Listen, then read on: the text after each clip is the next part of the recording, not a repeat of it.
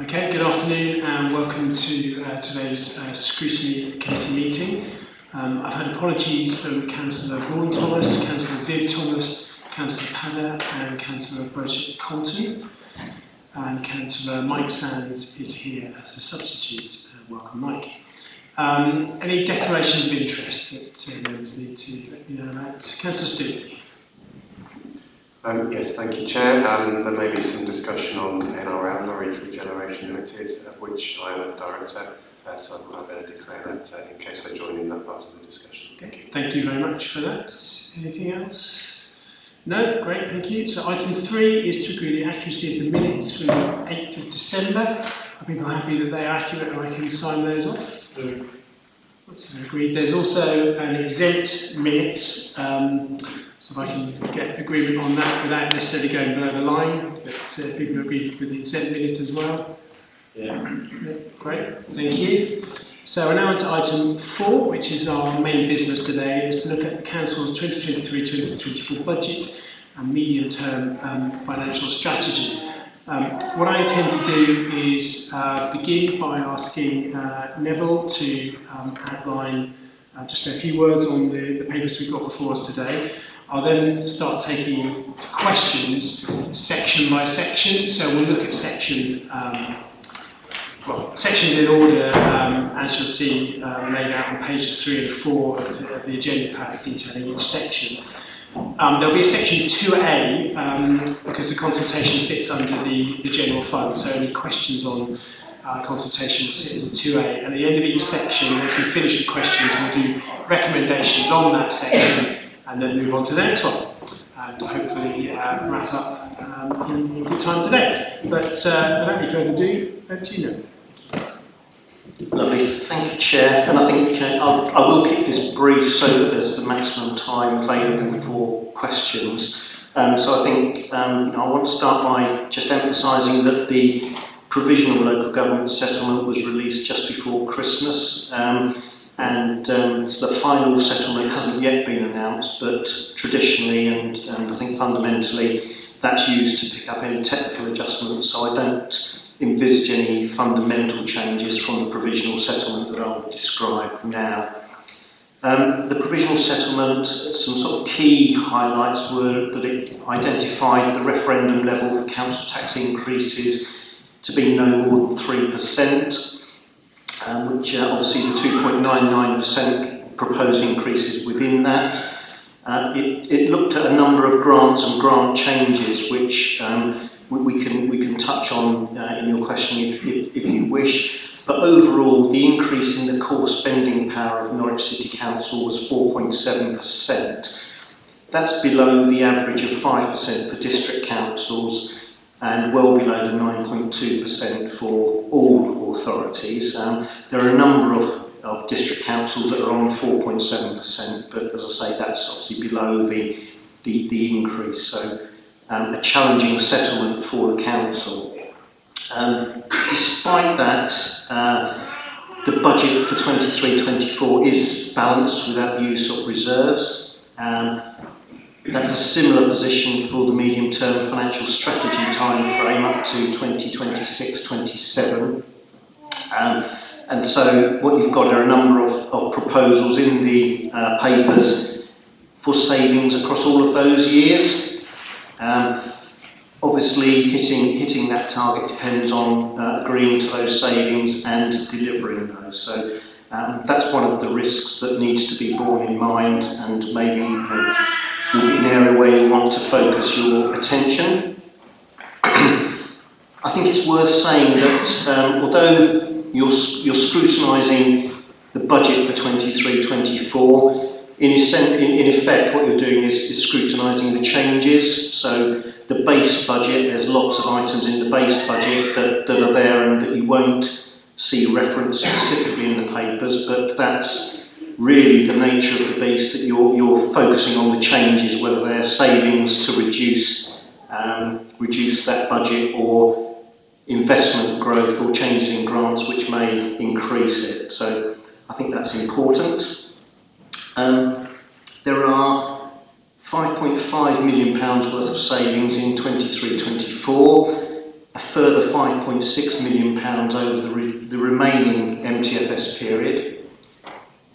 Section 7 of the papers is a specific report from the Chief Finance Officer, and that focuses on the robustness of the budget estimates and the adequacy of reserves. And I think the conclusion that I've drawn in both of those areas is that the budget before you does meet those elements. So I think that's probably where I'd like to conclude and pass over the question. Thank you very much for that, and thank you to all the other officers and cabinet members who are here today to assist us with our questioning and deliberation. So thank you to you. So we'll start with questions on section 1, local government finance settlement. Councillor Driver. Yeah, thank you for this report. It took a lot of reading when I first picked it up and went, oh my God, here we go again. But what it set out for the whole year looks quite good to me. But I just want to ask our cabinet member for resources about the most recent central government finance settlement and what it means for Norwich City Council. Thank you very much, Councillor Driver. Right, so I think Neville has already explained, increasing our core spending is below that of other district councils. And given the fact that we are obviously suffering from a high degree of deprivation is, I think, most disappointing, but hardly surprising when seen under this Conservative government, the continual draining away of resources from more urban and deprived boroughs such as Norwich, and as indeed the Prime Minister stated during the Tory Party leadership campaign in August, before a crowd of Conservatives in Tunbridge Wells, of all places. He was almost actually proud of the fact that he'd actually taken money from authorities, borough authorities like Norwich, and given it to the richer districts. So it is most disappointing. And I have to be honest, I cannot see, as long as this Conservative government remains in power, a change in which we are given even a fair distribution of the financial pot. Can you just ask something, Yeah. I know we set it at 4.7. Sorry, Councillor Driver, could you use your microphone? I know we set it at 4.7. Was there any reason we didn't put it up to 5? I think you're talking about what the government's set it at 4.7, not us. I feel like that's how much we were spending the budget yet. No one, is that correct? Yeah, the increasing core spending power is a result of the government grant that comes to us, so it's not something that we have any control over. So we couldn't put it up to... No, it wasn't in our gift to... Okay, thank you. Can I just add one point? Councillor Waters.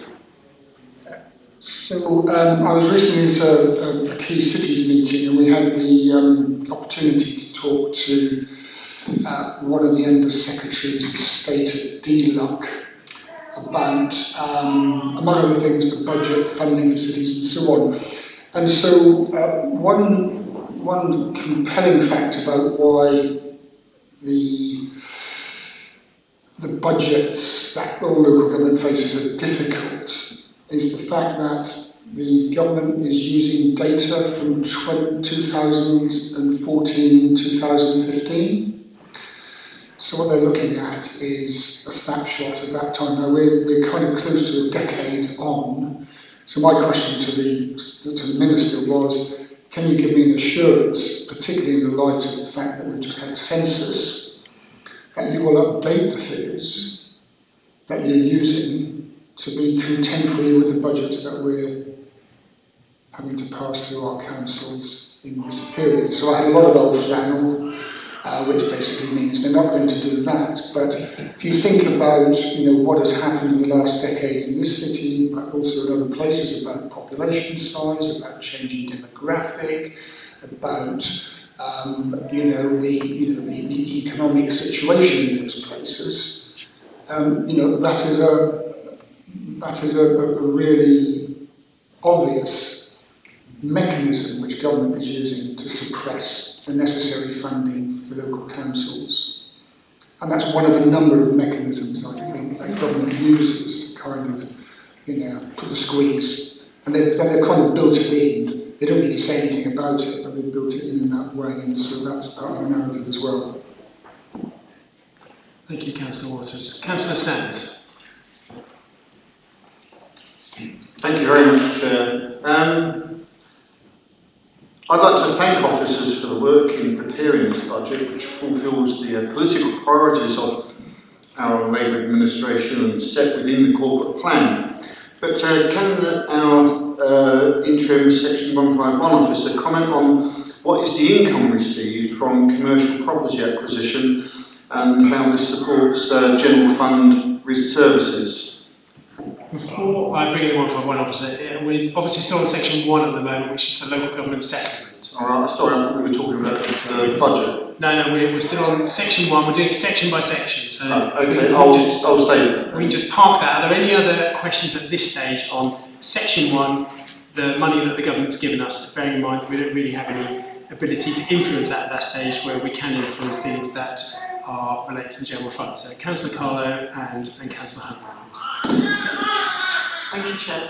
Yes, I wanted to ask about the new homes bonus, please, because there's been quite a big fall. It says at 1.12, Norwich, the value of the new homes bonus fell by around £500,000 because growth at 3.6% did not meet the 0.4% disregard on growth.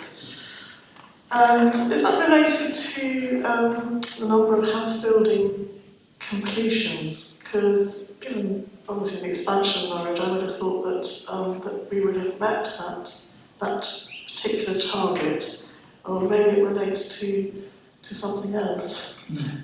Thank you.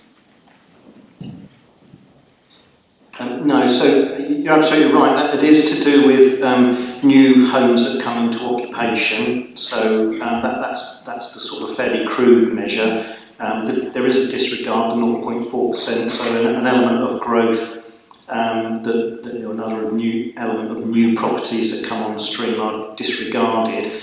I think I would, it's net properties that come on stream. So if there are demolitions from, renovation or redevelopment work that takes place before new properties are built, then that sort of counts against. So it's net position, but in general terms, yes, you are right. It is the number of new properties, and we've failed to meet the threshold, unfortunately, by quite a small margin.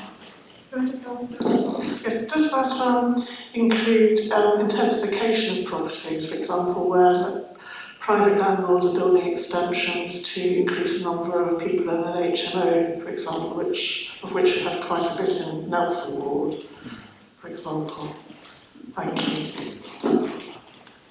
I'm not entirely sure whether it would encompass HMOs, so it's measured around essentially new properties coming into the tax base register. So I'm not sure that an extension of an HMO would qualify for that, but I would have to just double check that that's true.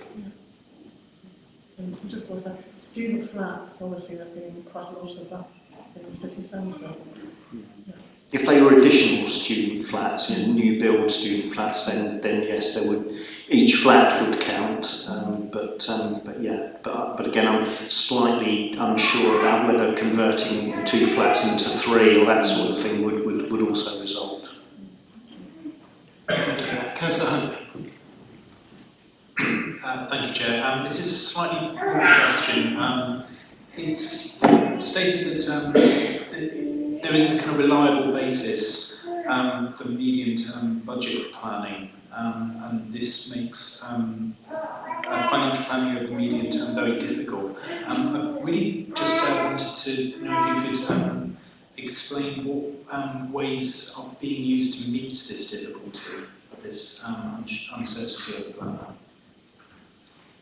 Yeah, sure, thank you.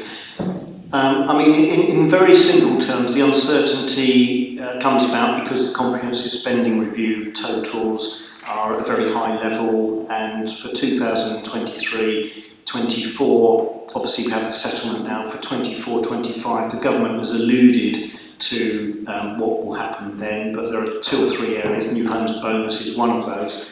where they haven't stated categorically what they're going to do before the next settlement. So it starts to become more uncertain. As you get past 2024-25, of course you're into a general election, and depending on the outcome of that, any new government might well change priorities and might well change the distribution quite significantly. So professionally, once it gets past 24-25, we're into very uncertain territory. In terms of managing that, what we tend to do is, we make prudent assumptions about particularly income levels, but also that's a key reason for holding reserves, particularly general reserves that aren't allocated for particular areas. And we also have other earmarked reserves to cover off specific risks like delivery of budget saving items. So that's the way that, in very practical terms, we would manage that uncertainty. Thank you for that. Any further questions on section 1? I don't think we've really got any recommendations for section 1. No? Presumably what the recommendation would be have a general election to change the way the settlement funding happens. But anyway, I'm not sure that's in our gift. So anyway, let's move on, in which case, to section 2, which is on page 35 of our papers, and it relates to the general fund. So any questions about the general fund? It's Councillor Osborne, then Councillor Stootley, then Councillor Snowes.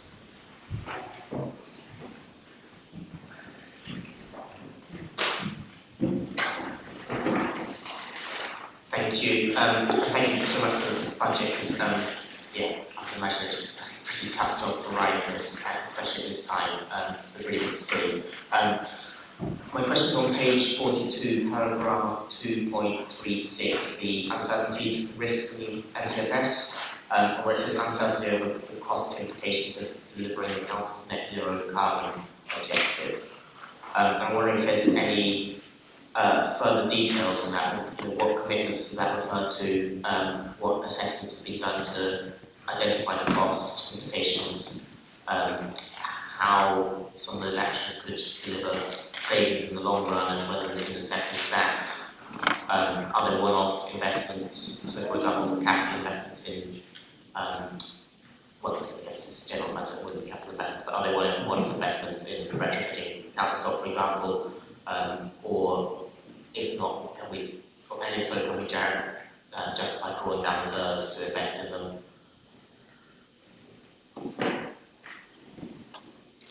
Yeah, thanks very much for that. So I think there is work currently being undertaken so that we know the sort of the baseline from where we're starting from, and in particular not only the council's carbon outputs, but also those of the people who we procure goods and services from. So I think at the moment we're in the point of understanding and getting a really firm understanding of the emissions and carbon emissions that we're working to eliminate or offset.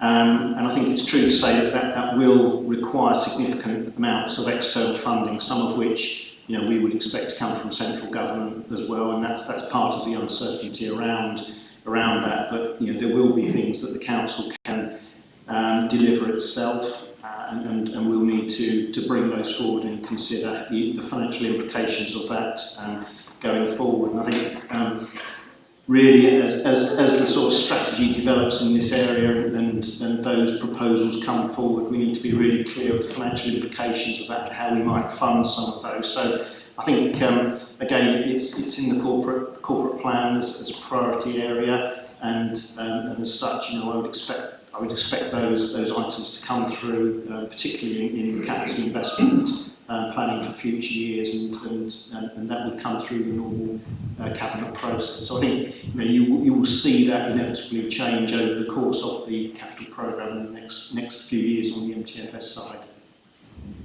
Do you have a supplementary? Yeah, thanks. I appreciate that will come through capital. programme. You mentioned that obviously some of it will be coming from government sources, but I think it's something we were asked at budget scrutiny last year, actually, or maybe a couple of years ago, about where alternative sources of funding could be, or what sources can we use, whether that's reserves we already have, whether it's blended finance, municipal bonds, etc. It'd be really helpful to have a sort of outline of what alternative sources of finance there are.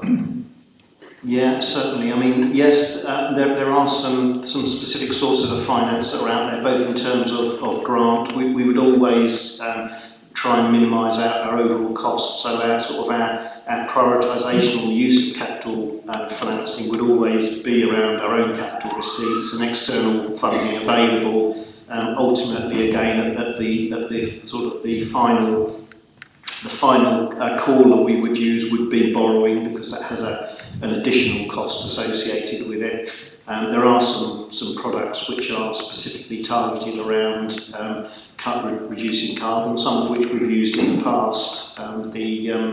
There's a particular scheme that actually is very low rate finance for energy improvement measures, which we would look to continue that type of approach as well wherever possible. Thank you. I've got Chief Executive Stephen. Yeah, just to add, we are very active in looking for those funds and very successful in securing funding. So several hundreds of thousands, millions of pounds in terms of energy improvements to this building with the air source heat pump, and also funding to invest in energy efficiency in private and council homes. So I think the council's got a good track record of understanding, bidding for those funds and delivering against them. So we'll continue to take that approach. Thank you. Helen, did you want to add something as well, please? Yeah, just a brief addition, just to say that the SEEP meeting that's happening on the 14th of February will be covering the overall programme that we're putting together to cover all this, so there'll be much more detail coming out in papers on Monday on some of this. And yeah, I fully agree with Stephen that we've had a lot of success. I guess I'm asking, those funds are government grants, social housing decarbonisation fund, public sector decarbonisation fund. I guess I'm asking more broadly, how can we leverage in private sector investment as well, blended finance, municipal bonds, etc. Can I bring it out then, please? Yeah. So really just to pick up the point that we've got two figures, haven't we, about carbon reduction. One is about our own targets for 2030, making good progress on that, and of course the other is about the city more broadly, and we're doing work obviously through the Climate Change Commission, which of course is exploring a whole range of different areas. And thirdly, we are working with an organisation which Jamie and Lucy are both familiar with, which is looking at how we can access and lock resources to deal with addressing climate change issues and opportunities to get resources around things like retrofitting and so on. And we had the Scrutiny Committee meeting, informal Scrutiny Committee meeting a couple of weeks ago, where we're exploring, the sort of the green finance models around that. So I think just to reinforce the point that we're looking across a wide range of different options that we're exploring to lever in as many resources and, of course, evaluate ideas that are being explored in this area, and we are clearly doing that collectively. Thank you for that. Councillor Stewart, please, for your question. Yes, thank you, Chair. We read regularly in the media that councils are declaring effective bankruptcy as cuts to budgets imperil their future. And since I've been involved in council from 2018 and on audit, we've discussed the importance of prudent reserves and the pressures on them. So the fact that we maintain the reserves is an impressive outcome. But can you discuss further how this council has achieved both a balanced budget for 23-24 without the use of reserves, and also balance the medium-term financial strategy between 23-27, please? I'm going to you want to say that, Stephen's also indicating as well. I mean, I might start and then Nev can come in. I mean, I think certainly from how we've managed this at an officer level this year, it's been a step change in how we've done it. It's very much been, you know, the senior team and all services brought into this process from the outset. You know, it's not a process that's led by the finance team. You know, the senior team own it, and every service comes forward with their proposals. And that's kind of how we've done it. We started the process, I think, earlier this year. And I think we've also, you know, since the pandemic, we've really been on top of the finances. You know, the emergency review we did in 2020 to look at in-year savings, £3 million worth of in-year savings in 2020, because we knew that the pandemic was going to have a big impact on our finances. So this kind of financial control and discipline has really been embedded over the last few years and has really worked this year. And every budget manager has played a role in also monitoring their budgets effectively, forecasting their budgets, because recognise that, you know, the quality of forecasting leads into our budget envelope, and if we don't get that right, then we risk taking decisions which aren't necessary because we haven't done the right forecasting. So we've led training for every budget manager across the organisation. That's been well taken up. We've taken some things in year. We have taken some decisions in year when the risk of kind of overspends was increasing. We've looked at, you know, do we need to recruit to certain posts and vacancies, and so it's a kind of all-round, you know, services are brought in. We started the process earlier, and there's been a much more focused approach to budget discipline, and I think that's kind of led us to a position this year, despite inflation running at 11%, that the council's been able to set a balanced budget without using reserves, and it's looking like we'll come in under budget again this year. So, relatively speaking, that's a strong position for the council to be in. Yeah, I think totally agree with what Stephen said. You know, just for context, when we send information out to budget holders, we put a de minimis on it so that they were focusing on the significant budgets and you know, those areas that you know, are likely to yield the greatest returns from an examination. And we actually covered 96% of the budget.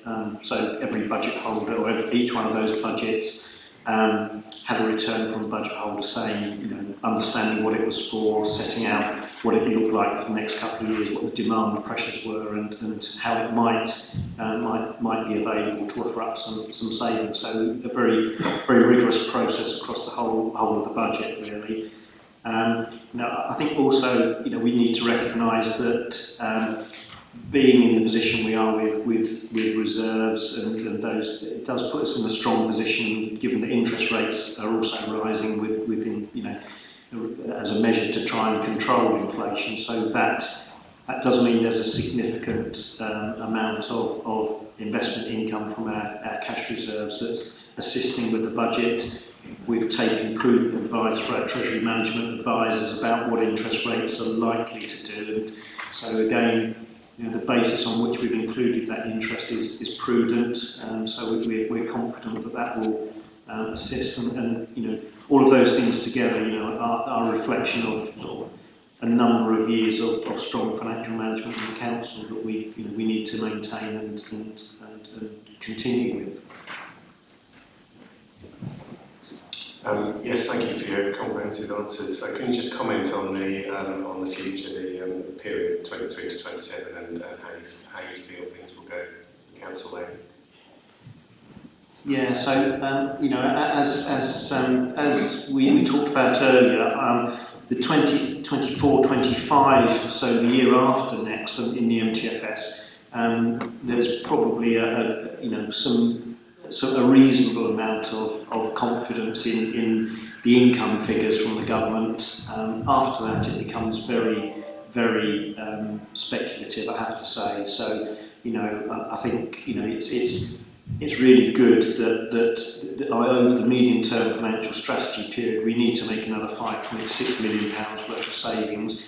at the moment, sat here now, we've got over £6 million worth of options there, which means there are choices and there is scope and capacity to flex the budget in future years for some of those uncertainties, because absolutely those numbers will change, and I think we've done as much as we can to be as prudent as we can and put ourselves in the best position, but I've absolutely no doubt that the figures will change even before we get to the beginning of the next year, and we'll just need to keep on top of it and keep revising those estimates. So yeah, that's the sort of outlook on the medium term position. It's one of the reasons why normally we'd roll the medium term financial strategy to make sure it's a rolling 5-year programme. We've kept it at 4 years because much beyond year 2 is just so speculative. There's no real benefit to be gained from adding another year 5 years into the future, into that 4-year future. Thank you. I'll just ask a quick follow-up related to this issue. Obviously, the Bank of England's announced today that the UK is going to go into recession, but a shorter recession than previously been thought. How much of that have you sort of almost priced into the work that you've done with regard to what we're seeing this coming year and into the medium term? Yeah, so this is an area where we rely heavily on the forecast from people like our treasury management advisors. So they price in what they think will happen to inflation and the impact on interest rates, particularly, because that's very much the two areas where there's significant risk in the budget. So we have essentially from our treasury management advisors a sort of an optimistic, pessimistic and most likely scenario for interest rate, Bank of England rate rises. We've gone for the pessimistic, which gives us maximum scope for changes to take place. And given that we were doing this before Christmas, and there was a further 0.5% rise in the base rate today, which was expected. Some people thought it would be 3/4, but most people thought it would be 0.5%, which is what's happened. So that's in the short term, the projections are robust. As they get further out, there's a degree of subjectivity to when they will start to change, but we go with an analysis of what our advisors say, and we tend to go with the pessimistic situation. In terms of inflation and what happens there, again, one of the big areas for us is pay inflation. So we have to again take a view based on where we think pay claims will be, and again this is an area where almost certainly we will get it wrong. Each change in our pay bill, each 1% change in our pay bill is equivalent to about £230,000. So getting on for £250,000 for every percent that we get wrong. Within the budget, we have a £400,000 contingency. So that is again a mechanism for managing that risk. But these are the types of issues that we keep an eye on month by month as the rates change, and we'll have various strategies which we'll bring forward to make sure that we remain within budget. Ultimately, it does extend to some of the measures that Stephen mentioned. We had a vacancy management panel for a short period of time to just make sure we were bearing down on staffing costs at a time when the budget was getting to the point where we needed to think about what action. So we've got various short-term measures that we can bring into effect if these things go awry. Thank you for that. Councillor Carlo, please. No, it's Councillor Carlo and then Councillor Sands is next after that. Thank you very much. Just coming back to the net zero uncertainties, The net zero target is the council, is for the council's own operations, and it's a KPI. But the carbon management plan ran out in spring 2021, and it's very disappointing that we haven't had a costed plan since then, notwithstanding we're going to get one next month. But the reason for raising it here is to cross-reference it to a proposed project, capital spend project, the Riverside Leisure Centre, which is part of the council's own operations. And in 2023-24, we've got a spend of £170,000 and a total of £259,000 for the period. So I suppose I'm asking, is that spend in relation to retrofitting it all, fitting heat pump and solar panels? For example, we've seen Sheringham Reef Centre, I think it is, or Sheringham Shore. They're going to be putting a large array of solar panels in the car park to heat the swimming pool. But presumably that capital spend in the capital programme, the council must know what it's for, and so hence there must be some sort of idea of what's in the carbon management plan. So, Denise, can I just clarify? So is your question about the general fund or the capital programme? Well, it's about the, well, two, because they relate to each other. So there's a... I just want to make sure, because I'm trying to... That's right. To police this on a section by section basis. So. There's a comment in the general fund section about the cost implications for delivering the carbon's net zero target. There's no plan, there's no costed plan, hasn't been for some time, and yet in the capital programme we see something which relates to the council's, part of the council's own operations, a very large sum of money, so hence I'm asking what that's for. Thank you. I think, Helen is going to pick up this one for me, if that's okay. Yeah, that's fine.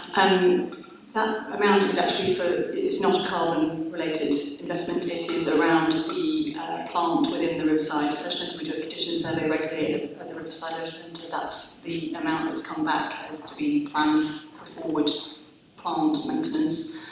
There is, however, a project that's going on to look at ways in which we can reduce the carbon output from Riverside. That's not funded yet because the project is just underway and we haven't got the costings of that yet, but that is underway. Say those numbers are not related to a carbon reduction plan. Okay, so the plant is just a maintenance issue, not a... Yeah, it's just maintenance. It's for website swimming rooms and that kind of thing. It's not anything to do with the carbon. Expecting something. Okay, thank you for that. Councillor Sands, please.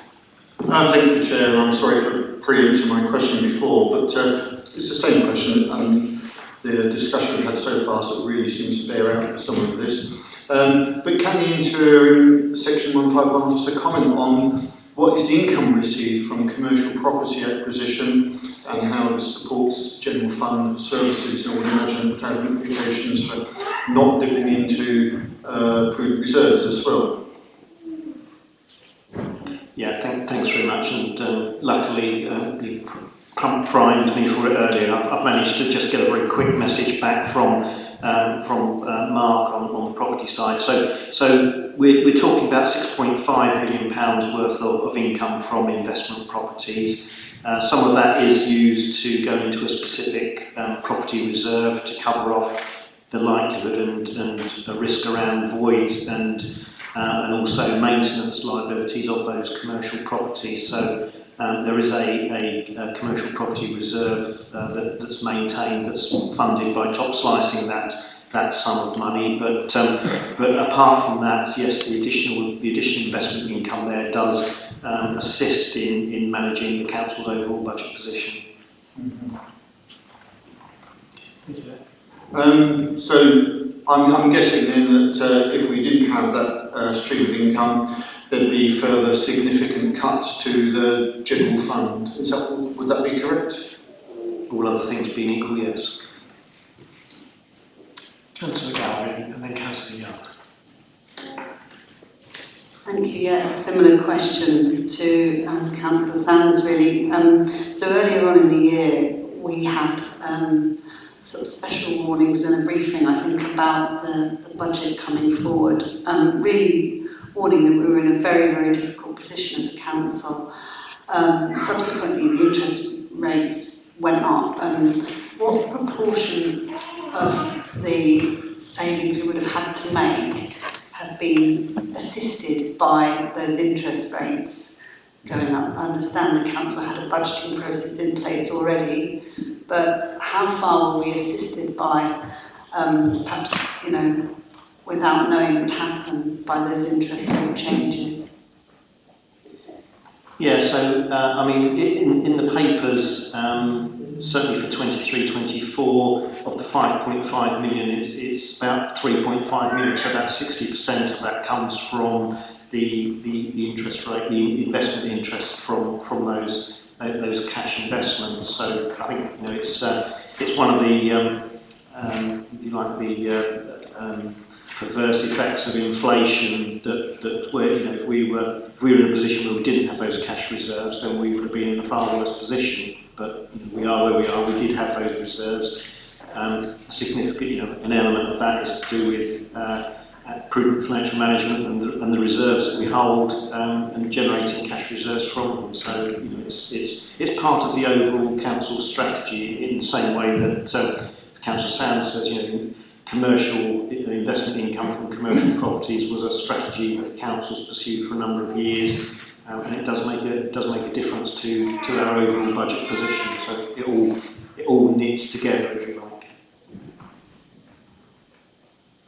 So was it our strategy to have cash reserves like that, in this sense? Was it part of the strategy to do it?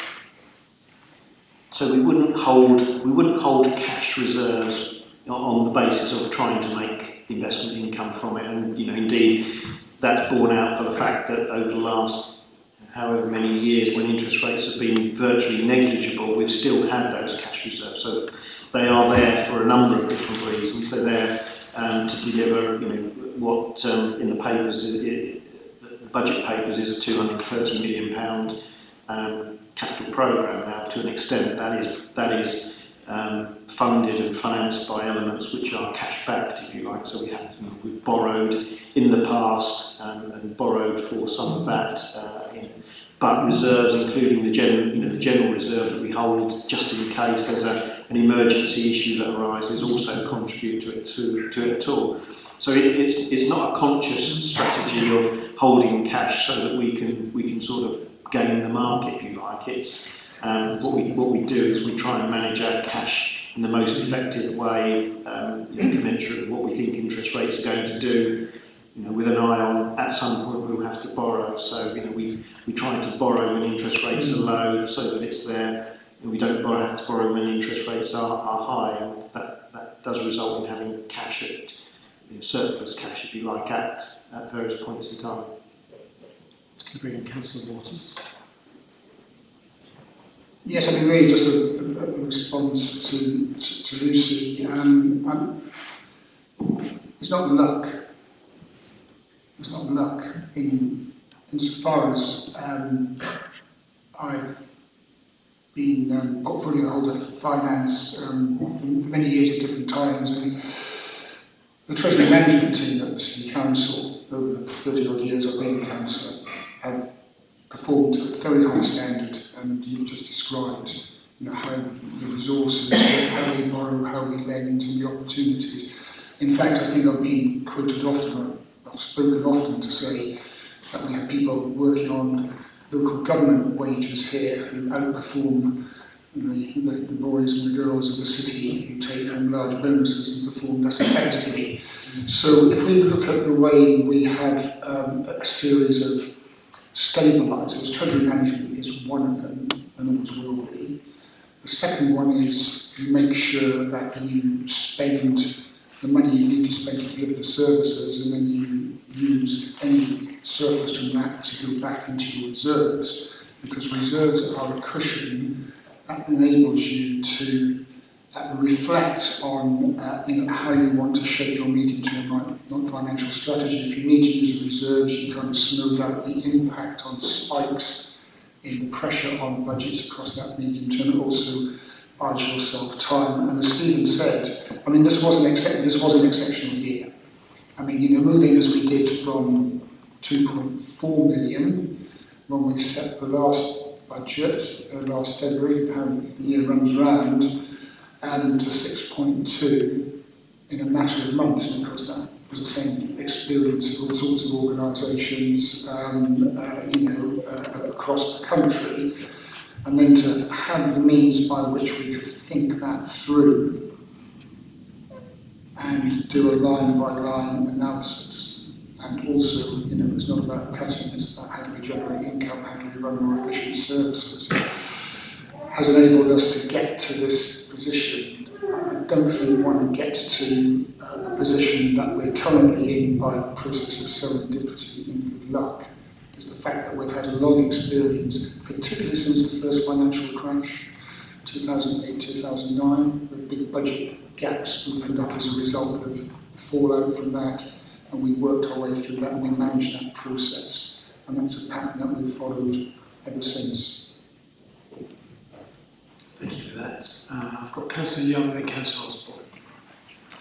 Sorry, I might have missed this already. I've got a lot to take in as a new councillor, but why are reserves being reduced quite significantly by 2024? Commercial property reserves are being reduced by 900k and NRL by 1.3 million.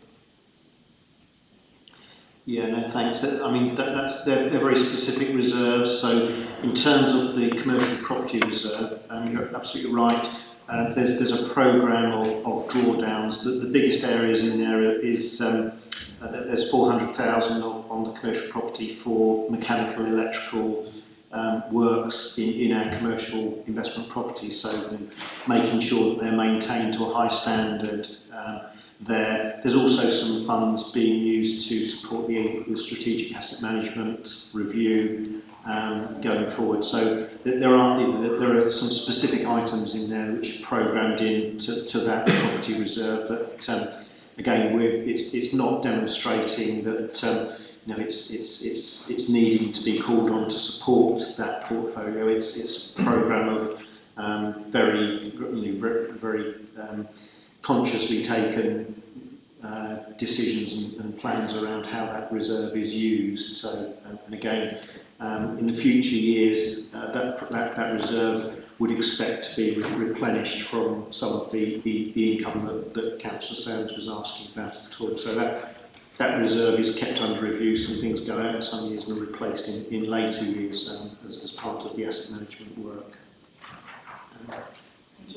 Just on the NRL, again, very specifically, the accounting rules changed about providing loans to third parties, and we had to provide a sum of £4 million, I think it was the year before last, because of the way the accounting rules changed. So we set aside a specific reserve to meet what's known as the minimum revenue repayment for that loan on the basis that it might be required under these new housing new prudential financing rules.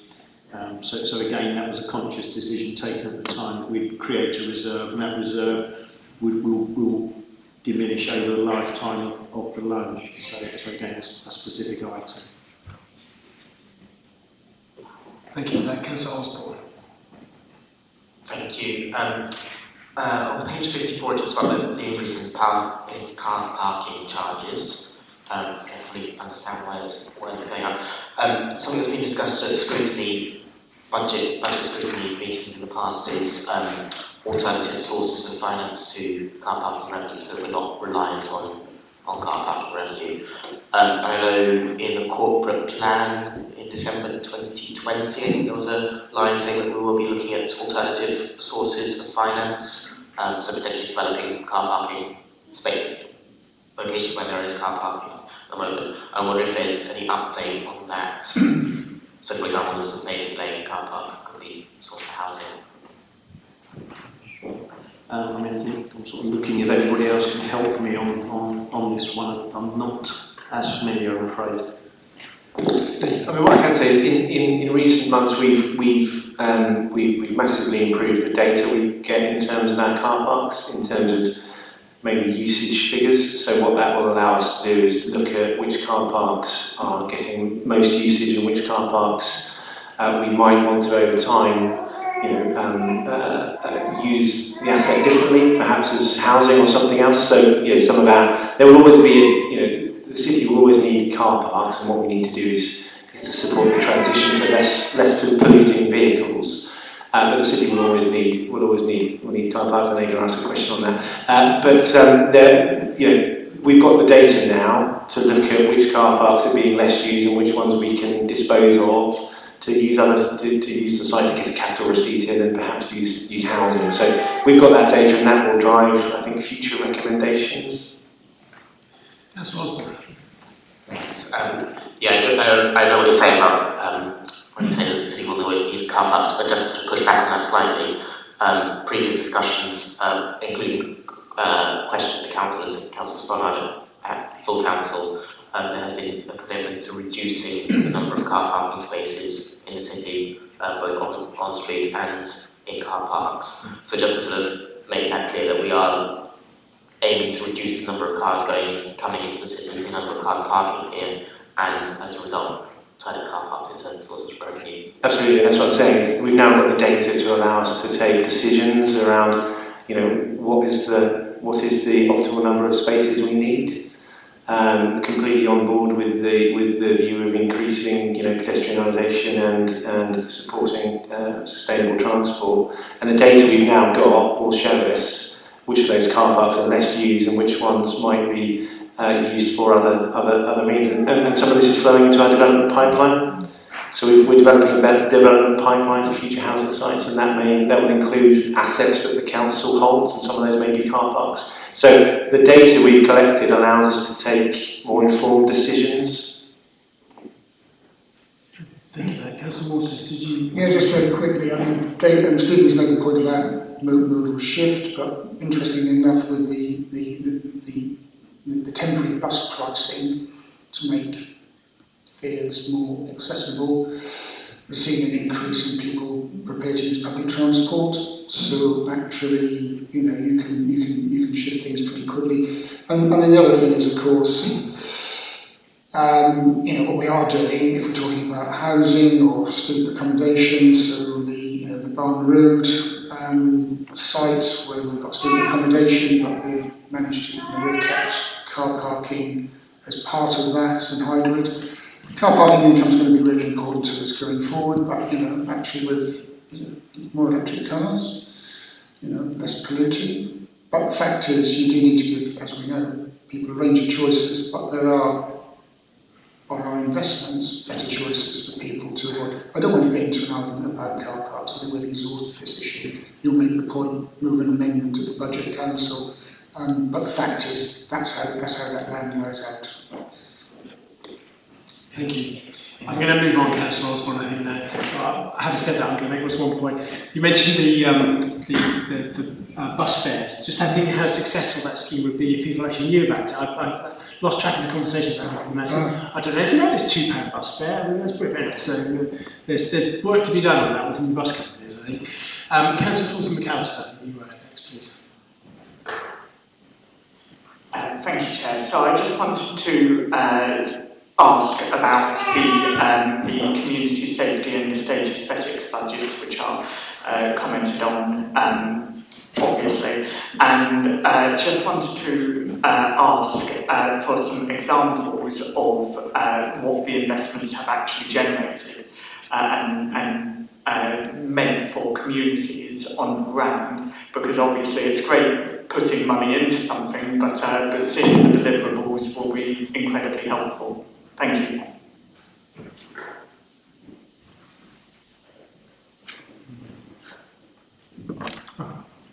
Sorry, Councillor Harris, I didn't see you waving over there.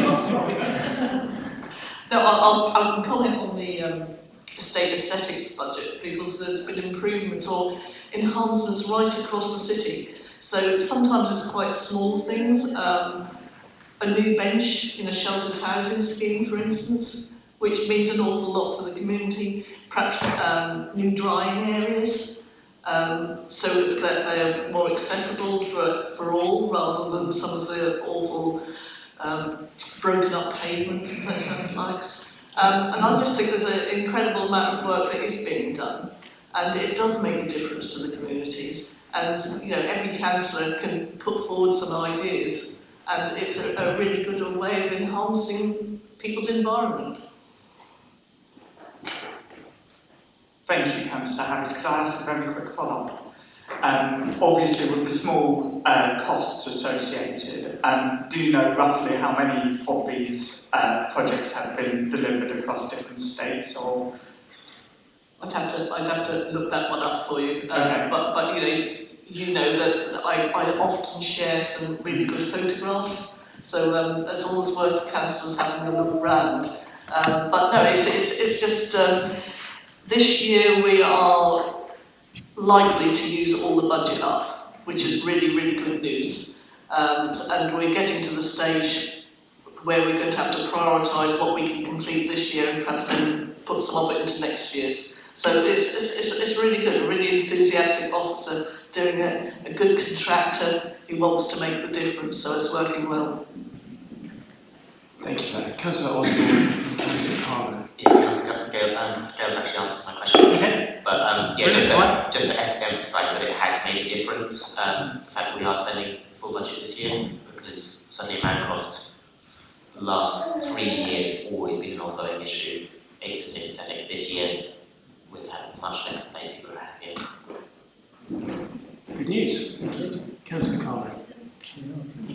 Yes, I just want to ask about two things in the programme for income generation. That is on page 56, advertising, rollout of advertising on vacant land, hoping to bring in 50,000.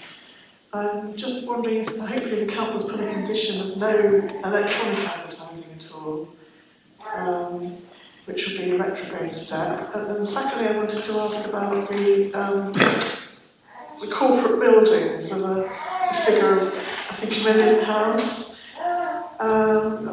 What's being proposed there? Because I think that the loss of the customer service centre, the huge amount of money spent on it, and then not used for a very long time, or not used very well, was a very retrograde step. So I'm wondering about the further money spent. Thank you. Income. Thank you. Yeah, I mean, in terms of the advertising budget, that's very much a sort of a place marker in that when we went round budget holders and asked them about income generation opportunities, that was one that came up, and I think I'm right in saying it's in a later year of the MTFS. So it's not in 23-24. I think it's in the next year, in 24-25, and that's really a placeholder to allow some further work to take place to identify which sites we're talking about, what the income revenue stream might be. So conservatively, we think it's of that order, certainly based on what I've seen elsewhere. That's a conservative estimate, and I think we'll certainly feed back your concerns around electronic hoardings and make sure that's part of the consideration of that. So we can do that. In terms of the £1 million, again, that was a figure that was reasonable in the context of the work that was being undertaken for the Levelling Up Fund bid, which ultimately we haven't been successful in. But I think there are still plans to look at the way that the council's public buildings are utilised, and an element of that is likely to be focused on opportunities for letting of areas and rooms to generate that sort of level of income. So again, that's work which has started, because it started as part of the Levelling Up Fund bid and is continuing, and you'll see corresponding amounts in the capital programme to support that as well. Thank you. Thank you for that. Any other questions on the general fund at this stage? Now, I haven't... Councillor Scrutiny. Yes, thank you, Chair. I think you've answered really the question that I wrote, but so I'll just change it slightly and ask how confident you are, how confident the Council is of meeting the savings that we've discussed and you've outlined. So just basically a comment on progress and your personal confidence. Stephen's indicated. So there's always risk in the delivery of savings. What I can say is I think we have given ourselves the best ever opportunity of delivering those savings. Every savings option in this report has a degree of evidence behind it. So these are not simply lines on a spreadsheet. These have been worked up by experienced and professional officers over a period of time, and there's evidence behind it through business cases. They've been stress tested internally across different service areas, and we are monitoring the delivery of savings through the senior team on a monthly basis, and we are able to see which savings targets are on track and which savings targets are off track from an early stage, and that gives us the opportunity to take action early to try and get a savings target that's off track back on track. So all of that apparatus, if you like, is there to give us the best opportunity to deliver these savings, and that's been a lot of hard work. Reserves are there to absorb in-year shocks, and the fact that we haven't gone into reserves this year gives us that cushion if something happens to withstand those shocks. So we can't sit here and say that every saving will be delivered exactly as planned, but actually what we can say is that we've got the biggest opportunity we've had to deliver what we've put in front of councillors. Thank you, Councillor Fulton. Actually, Councillor Garvin, you'd indicated just before Councillor Stewart spoke? No, okay, I missed note of that indication. Councillor Fulton McAllister. Yeah, I just wanted to say, following Liz Truss's disastrous budget, it was quite an eye-opener for a lot of us just how much the financial picture can change and how quickly that can happen. Obviously, as a council, we don't control national politics. What measures have we put in place since then to safeguard us, to safeguard our financial position against such long-term shocks? Neville might want to give a more technical answer, but we're actively managing the budget, and I think as a council we are in a strong financial position relative to other councils. That has been hard earned, and a lot of hard work has gone into that. I think there are a range of factors which I've outlined earlier. I think there's clear political direction as well. The political priorities of the council are clear, and as officers we respond to that, and we use the budget process to ensure the resources are in place to deliver the objectives of councillors. Neville might want to give some kind of technical responses. Yeah, I mean, it depends what risks you're trying to manage. So, there's a whole risk management process that sits underneath everything the council does, some of which is focused on financial risks. So, for example, the use of insurance is a good way of managing financial risks, and that's one area. If we focus on something we've been talking about tonight, and commercial property, which is an area that other councils have got into very large difficulty over, having a commercial property reserve with a specific intention of covering the risks associated with periods of voids and bad debt provision and the deterioration of the asset is something that was thought about as part of that commercial strategy. And so, having those commercial assets generating an income in a way which has financial safeguards behind it is a sensible way forward. And if you look at the press and what's happened in some of the other areas where there's been massive borrowing. There was reports of £1.8 billion worth of loan debt associated with one council, which is almost entirely been used to purchase commercial assets. Well, not only have you got to service that loan debt, you've got a massive portfolio of risk from failure to pay and void periods, and the recession that we're in, and the period of COVID that we've just come through has sent a massive shock to commercial property. So there's a sort of illustration of where it's done badly. You can get it really badly wrong. Where you do it sensibly and prudently, then it can be an advantage and an asset. It's getting that balance right. Thank you for that. I've got a question from Councillor Sands. Then I'm keen to see if we can look to move on to the next section after that. So Councillor Sands. I hope I'm not preempting the next section again, but this does relate to sort of budgets and risk. We've got a lot of low-income people who daily face financial risks, and in order to help them, we've had a council tax reduction scheme for the lowest income citizens in our city. In fact, the council is one of the few left in Britain which offers this. Can the cabinet member, or indeed the 151 officer, confirm that the resource is available again this year to continue with the 100% discount, and approximately how many citizens will likely to benefit from this? So who would like to go now? Councillor Kendrick, would you like to? Yes, I'll leave the officer to actually explain the numbers involved, but it is, yes, I can confirm that we intend to actually continue our 100% council tax reduction scheme. And you're absolutely right.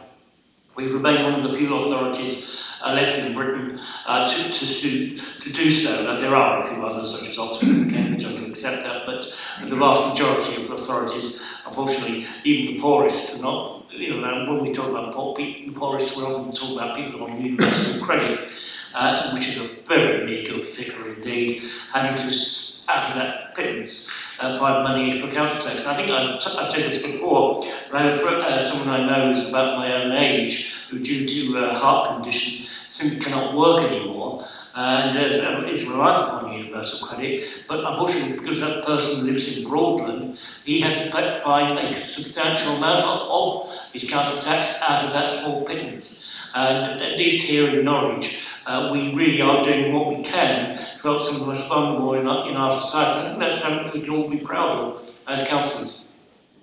Thank you for that, Councillor Kendrick. Yeah, sure. I mean, in terms of the numbers, it costs. There is a cost of about £1.9 million associated with having a 100% scheme. So that's not insignificant. And yes, it's fully budgeted for. It forms part of. It essentially reduces the tax base figure that we use. So it's absolutely in the figures, and that can continue at 100%. I think you're also picking up on the sort of the consultation exercise, where that was a specific question about whether people supported that, and there does seem to be strong support for that. 61% in the consultation were strongly supportive of having a 100% council tax scheme. So there's endorsement from the general residents and businesses in Norwich for retaining that, and that's coming from a significant number of people who we know, again, from analysing the consultation responses, aren't in receipt of it themselves, so they recognise that it's a valuable benefit to people other than themselves, and generally feel it's something the council should continue to do despite the cost. Thank you very much for that. I'm going to draw this section to a close now. I haven't heard anything in people's questioning that leads me to conclude that there's likely to be any recommendations that have come out of this, but I wonder if Councillor Galvin is going to put pay to that. Good try. Actually, Councillor Osborne said, would it be all right if he was in here for the recommendations bit of this? He'll be back in a moment. Would it be all right to? Well, I wanted to move on to the next section, having done the recommendations. Will we do the recommendations at the end of the consultation? We don't have any recommendations at the moment. I appreciate Councillor Osborne's at that point in the discussions. I appreciate his predicament, but we do need to keep we do need to keep the meeting flowing. So if there aren't any recommendations before us at the moment. I mean, he particularly asked if they could. I thought he'd be back by now. Actually, that was okay. Well, he did ask that, but. Yeah, I need to move on, unfortunately, if he's not here for the recommendation at the moment. So, are there any recommendations that you want to table? Well, there may be something that he wanted to table, and that's why he asked that. So, yeah. Right. A piece of filibustering here too. So, Councillor Osborne, you may have some recommendations on the general fund aspect. Yes. Perfect, thank you. Just coming back to what we were saying about the discussions with the Green Finance Institute and where we can get alternative sources of finance from. Obviously, that work's all ongoing. It would be helpful, maybe for next year's budget, to have a sort of outline of what that could look like, where we could get funding from. Sort of summary, so that just demonstrates the good work the council's doing. So, in terms of what the recommendation is looking like, you're requesting that a paper is worked up for next year's budget that shows the. It may be based on what others are going to see on Monday anyway. Also, going to see that. So. We can make a look at recommendations, aren't we? On the Green Finance.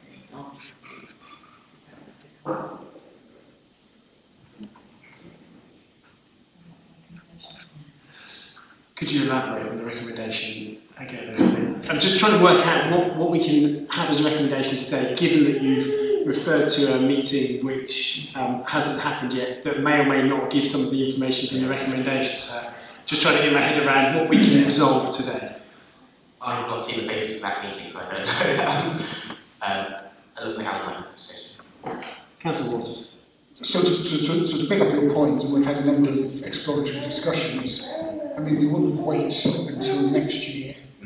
We would do it in real time.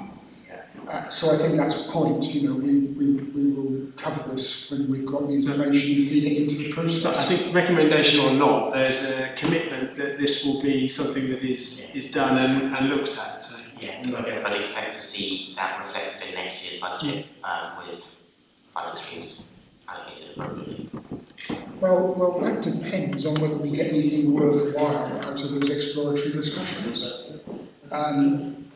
We'll see, and if there is, that would be a logical place to put it. But we don't know, do we, at this stage?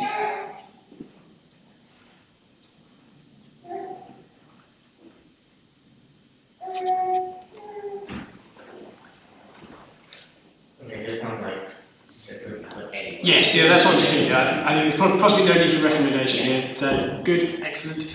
Councillor Sands, do you have a recommendation? A commendation more than a recommendation. I do recommend that we do commend the inclusion of the 100% council tax reduction scheme, because it is of immense benefit to our most vulnerable citizens and really should be noted and highlighted within the budget.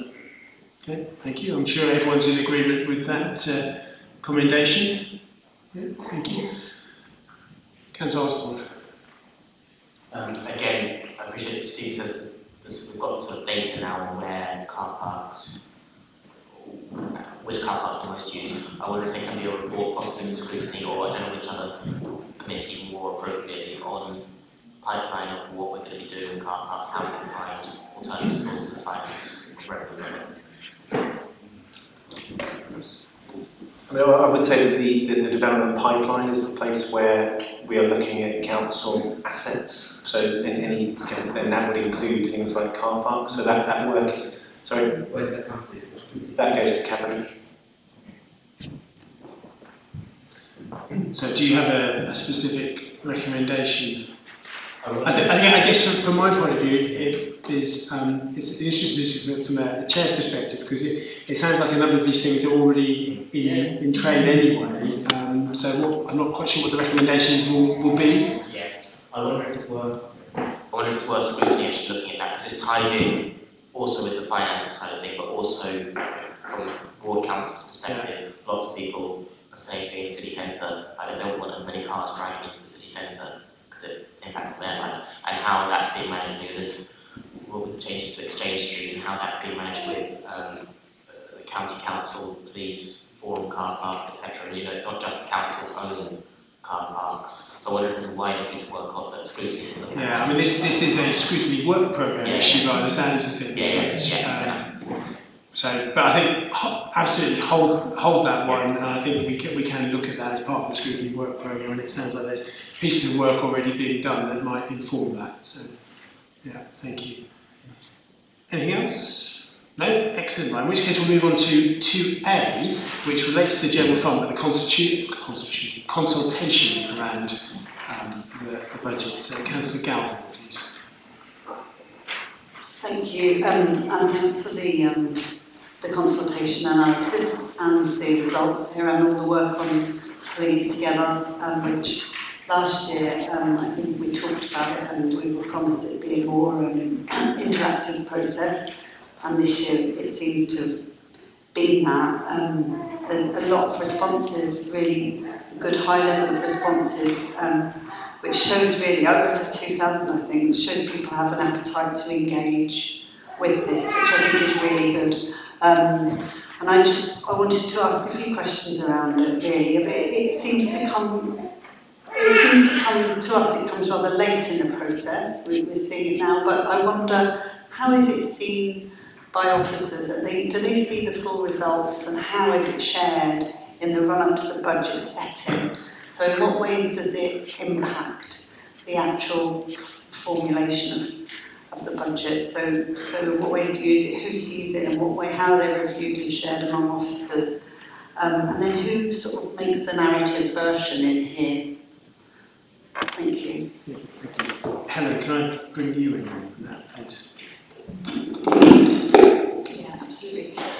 So the paper is shared with SLT and CLT and heads of service to obviously help inform their thinking on their service planning and the savings that they're planning to make through the budget process. In terms of who has developed the narrative, it's officers in there, so the information is gathered from the community enabling team as they run the GTM platform, so the raw data comes from them. The strategy function then takes that and produces a representative sort of summary of what's coming up there. And then it was discussed across finance and strategy and community enabling, just to make sure we've got a fair picture of what's written in the report. So that's how it gets pulled together. It's worth saying, I think that, as you said, this is a much more representative consultation I think we have had before, and there has been much more engagement. We obviously need to build on that in future and keep sort of learning lessons about how we do it. But I think this piece of work, along with various other bits of data that we have all over the organisation, we are working up a plan to make sure that we're communicating that more effectively across all sort of staff in the organisation, so that everyone has that level of information and understanding about how our residents view our services and what matters to our residents. So that's a piece of ongoing work to make sure that it's plugged in more widely. Thank you, that's really good to hear. So it seems that, is there an engagement strategy about how all this works together, this kind of listening process? Obviously the budget's the most important sort of document the council produces, and every citizen is part of that budget really by paying towards that. So how this consultation fits in with other consultations, and how that feeds into a wider engagement strategy that's an ongoing one. Often council engagement seems quite reactive in terms of specific things, or partners and stakeholders, 2040 vision was, etc. So something to engage more closely with the wider population. I think there's a couple of answers to that. I think the first one is that I think the Get Talking Norwich platform is a really great help and is a much better tool than we've had before. Alongside our community conversation posts, that's really starting to kind of create a genuine conversation on some of the key issues that we want to discuss with our residents. The second part of that, though, is that we are developing and will have quite soon a citizen participation strategy, which is grounded in that real, genuine engagement, proactive engagement on the basis of what our communities want to talk to us about rather than just what we want to talk to them about. That is being developed in one of my teams at the moment and will come forward in the next few months. Thank you for that. Well, Councillor Driver and then Councillor Carlo. Yeah, I just want to come back on what Lucy was saying about what citizens of Norwich want. I spend most of the year knocking on doors and asking my constituency to see what they want. And I feed back to my cabinet members whatever I want, and they put it into the budget for the following year so we can actually get things done. So I believe that the councillors can actually make a bit more difference, and the councillors were connected with their citizens more or talk to them all year instead of at election times. We would find out exactly what needs to be done in the communities and how budget connected we set. Thank you. I'm not sure that's a specific question there, but Councillor Carlo. Thank you. Yes, one of the major issues raised in the consultation is obviously the cost of living crisis. And I wonder how that then shaped the council's decision to raise rent by by 7%. At what stage did those comments feed back into that decision? Obviously, we're going to come on to the rent review in the next section, but that's a question in relation to consultation. Thank you for that. So you can pick that up. Don't know whether Councillor Harris is the portfolio holder or... I can pick up the need for the 7%, but I can't tell you when it actually, you're talking about the consultation bit, but I'm happy to do the 7% now if that would be helpful. No, it's people's views. Yeah, well, absolutely. So, but you have to think about the income for the HRA is the rent. If the government was suggesting the 7% cap, but they realised that every council was under pressure to deliver new homes, to keep their stock, to retrofit stock, all that sort of stuff.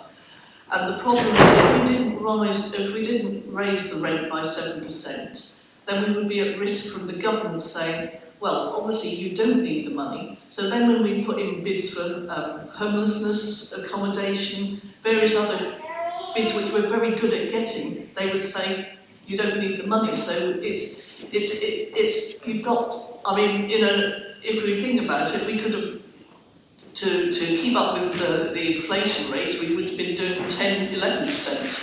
So, 7% is a lot for people, but a lot of our own residents are on housing benefit or universal credit. So a large proportion of people will be able to claim the increase. Can we discuss that a bit more in the next section? But obviously, I'd like to discuss that a bit more in the next section on the HRA, but just to say, in some ways, I get the impression that actually the consultation response on that item wasn't really reflected then in some of the council's decisions. And I think probably people would expect their views to be taken into account, maybe in a stronger way. And just to ask, how many of the people who responded actually are council tenants? Was there any breakdown of tenure, for example, or whatever? I don't know if you can answer that question. I was just going to take a broad point that clearly no decision has been taken on the budget yet. This goes to Budget Council on the 21st of February, and councillors will have all of the consultation response in front of them when taking the final decision. I suppose a point that I was going to make is, and maybe I'm as chair straying into a future section, but I wonder, whilst our rate rise is being proposed to be in the order of 7%, actually what does the what do the private rents look like in terms of their percentage rise? So as difficult as it is from a council perspective, when you're looking at that rise, are we still on the right side of what needs to happen compared to what the private market looks like? I didn't note who was next after Councillor Carlo. Was anyone next after Councillor Carlo on the consultation? Any other consultation questions? Any recommendations on the consultation then? No? Okay, great. Thank you very much then. In which case we'll move on to section 3, which is housing. I lost my page. 61, thank you.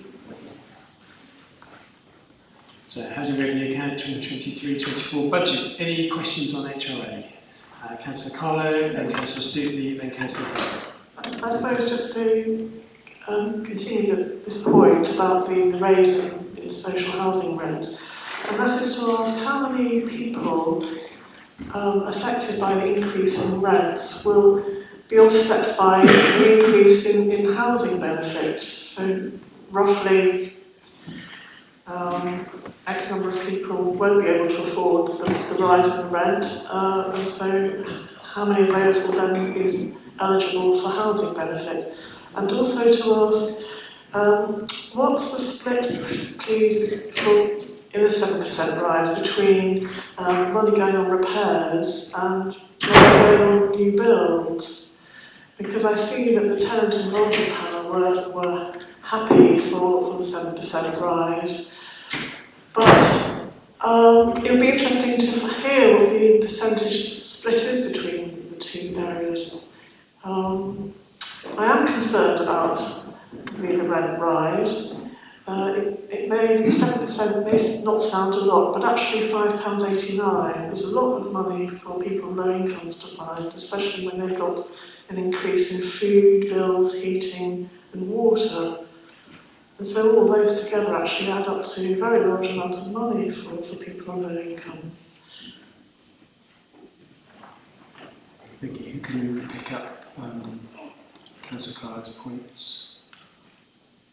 I don't think any of us underestimate what a difference it could make to some people. But as I said, there are a significant number of people who will be able to claim for this. And as somebody said, the private rents are astronomical. We know that. We know how much students are being charged in houses of multiple occupation. And we know how much people are charging for ex-council houses when they become landlords. And that is absolutely, in my opinion, disgusting. So I go back to the fact we have to look at it in the round, because if we want to keep maintaining people's properties, we know that we've got 4,000 approximately people on the waiting list, so there's a need for new homes. We know that the right to buy affects this council quite badly, because people buy the less expensive properties. But, leaseholders, I'll make this point about right to buy at this stage, leaseholders in our properties, over 50% of them are landlords, so they are charging far higher rents than we would have done as ourselves. So I think nobody likes the idea of a rent increase, and officers will know I didn't like the idea of a rent increase, but you have to look at it in the round, and we're still suffering from the imposed 1% rent increase, which went on for 4 years. Because when I first became cabinet member for this, for social housing, I went 4 years with every year the rent going down. And over a 60-year business plan, we've lost over £200 million, and that is money that we will never see. And so that the government has not helped us. Well, they never do they? So and with the tenant involvement panel, when we talked it through with them, I'm not saying they liked it, but they understood why we had to do it, or why we want to do it. So because as Steve said, it still goes to full council. But these things are different. Sometimes we have really difficult choices.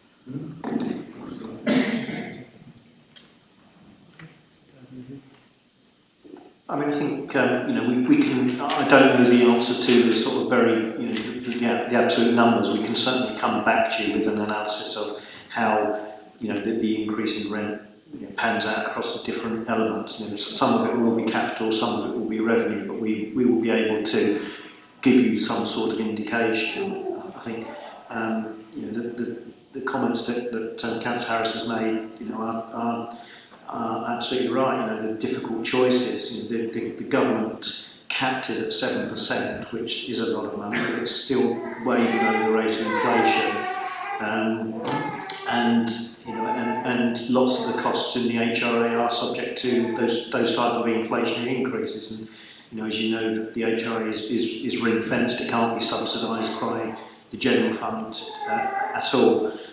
So the difficult decisions in the HRA business plan, 30-year business plan, obviously that rise and assumptions about future year rises are built in to make sure that the 30-year business plan continues to be sustainable and stack up, and it does. But there are still difficult decisions in there, particularly around the affordability and deliverability of new homes. So I think in the round, from a financial perspective, it's sensible to keep the base up, because we saw and we heard the impact of what happens when there's a rent rate reduction to the rent base. Has a massive impact in perpetuity. And so whilst these are difficult decisions, from a financial point of view, it makes sense to certainly consider that as an option to go to. Thank you very much, Mary. Yes, I understand all those points. I understand all those points. Just to make the point that, notwithstanding all those pressures, the burden falls on the people with the lowest incomes. But just, yes, it would be helpful to have that information about the split between repairs and new build that's covered in that 7%, and also the numbers of people, increased numbers of people who will receive housing benefit. Because I think I've seen correct in saying that somewhere in here there seems to be a suggestion that the housing benefit will go down, or it's not going to really increase very much to the City Council. Is that, maybe I'm wrong there, but anyway, thank you. We'll certainly come back with the numbers on housing benefit, because it is, yes, it's most difficult for those on low incomes, which is why the housing benefit is there to protect those, and they do work in tandem. So as long, those two components should work in the same way. I think what you might be referring to is the increased pressure that we're seeing from the loss of housing benefit subsidy, and that comes about for a different reason. That comes about as people move onto universal credit and accommodated by the DWP, and quite frankly, the DWP takes the cases where there's no subsidy pressure, and leaves all of the ones with subsidy pressure with the council, because of the way that they're implementing universal credit. So it's a sort of double whammy in that sense. And that's what I think you picked up in the papers. Okay, just going to bring in Councillor Kendrick. Thank you very much. First of all, can I correct what Councillor Carlo said? Is not actually the poorest but hit hardest by this, because at the end of the day they will be covered by housing benefit. In fact, ironically, it's actually people like me who earn just enough money through outside income, so that I obviously can't claim housing benefit. But even myself as a council tenant, I would much prefer to see 7% rent increase, and ensure that I have a decent repair service, so that if anything seriously did go wrong with my flat, I could actually know that it will be repaired. There are private tenants, as I say, who have landlords, usually exercise the right to buy, those are down in the private sector.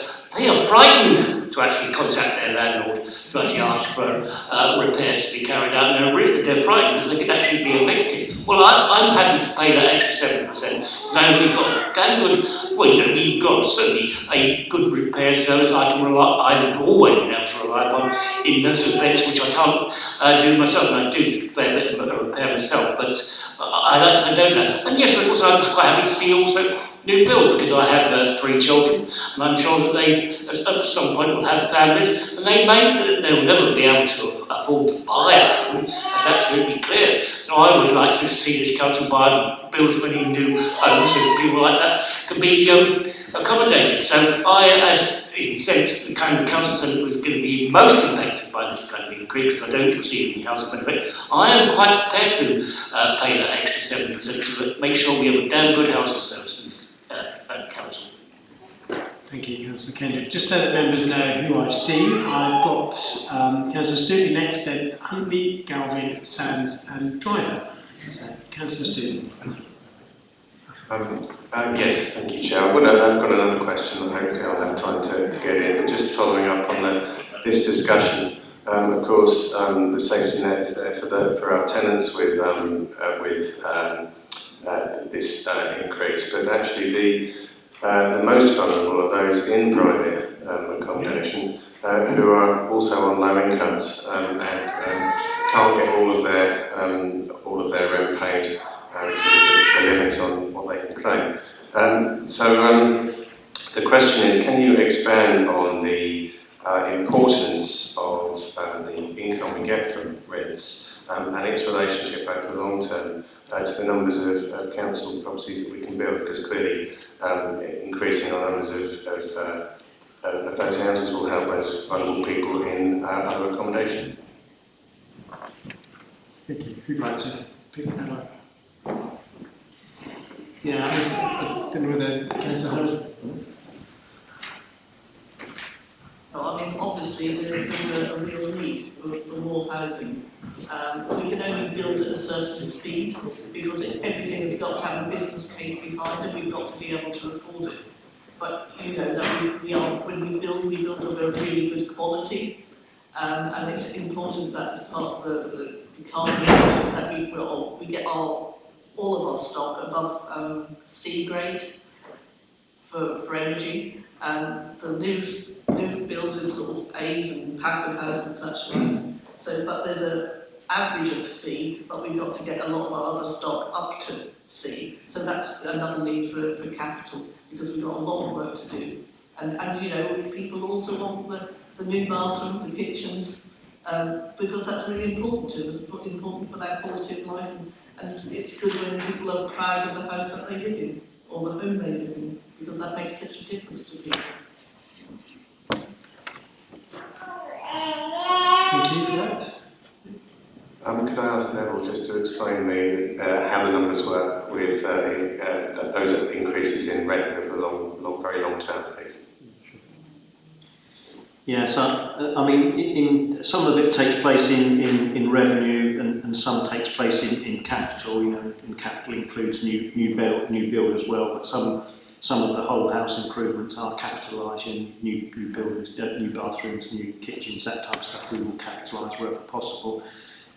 So you know, in the 23-24 budget, there is almost £17 million worth of revenue investment and a further £22 million worth of capital investments, all in all getting on for £40 million worth of investment in our council housing stock to either maintain or replace it, so significant. And over the 5-year programme, there's an intention set out to deliver 220 new homes into the HRA. You know, that's part of the £230 million capital programme covering both the general fund and the HRA, but a very significant proportion of that is in the HRA. So some big numbers coming through, and again, just to sort of link it back to the previous discussion, that's whether it's capital investment funded from borrowing or revenue contributions to capital, it's all has its root basis in the rent, the level of rent that actually the HRA receives, because there are, you know, aside from the ability to use a proportion, quite a small proportion of capital receipts from right to buy sales, you know, there are very few other sources of funding available to deliver that overall investment programme. So sort of, you know, part of understanding that is, you know, is the extent to which that's funding in this case the 5-year 5-year planning horizon, but actually the report talks about the 30-year business plan and some of the assumptions in that, which is the way that we really keep an eye on, whether the HRA is financially sustainable over the very long term. Thank you for that. Councillor Huntley, please. Thank you, Chair. It's been great that we've been hearing about the provision of social housing, but of course I'm immediately reminded of the pernicious persistence of right to buy, which depletes our housing stock. Of course, there's a financial impact to that, so I wonder if we could perhaps hear further about the impact on the HRA of right to buy.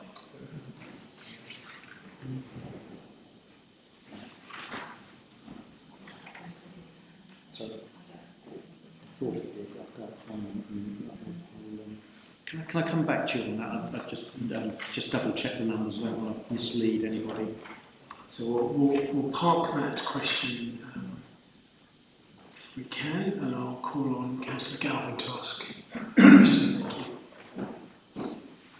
Yeah, I wanted to ask about how we track the sort of targets for making homes energy efficient and retrofitting them through this, if there are some numbers about how many homes or how much is allocated to that, particularly in view of the conversation we've just been having about costs to residents and cost of living. I've got a couple I heard about yesterday that are spending £50 a week on gas for putting their heating on for 2 hours a day, tenants, and they're stuck on a meter that charges them more actually, so that's a problem. But so that is an investor-save proposition for our tenants anyway, and just wanted to be able to track through how those energy investment improvements could be shown in this budget, or where we can find them and what the numbers are.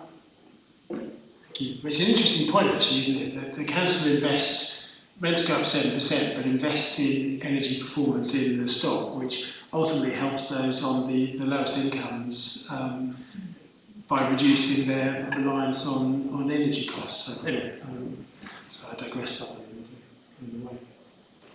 Yeah, again, in the 30-year business plan, there are assumptions around retrofitting and assumptions around how much will come from, particularly from government grant that we don't know about yet. So again, it's in the 30-year business plan. It's not so much in the 5-year capital programme that we have at the moment.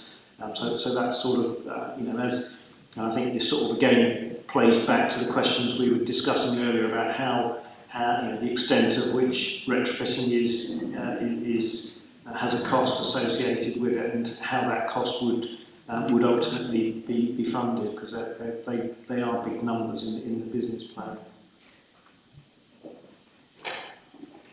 Thank you, Councillor Galvin. And just to add to that, this year, or the financial year that we're talking about here in this budget, we're aiming to undertake a full stock condition survey and carry out thermography surveys on the whole of our stock, so that we begin to build the kind of detail behind the assumptions that we've put into the business plan that will then feed through into our 5-year programming, so that we're really clear about where we need to target our investment. Thank you. Sorry, I knew you had the answer about right to buy somewhere.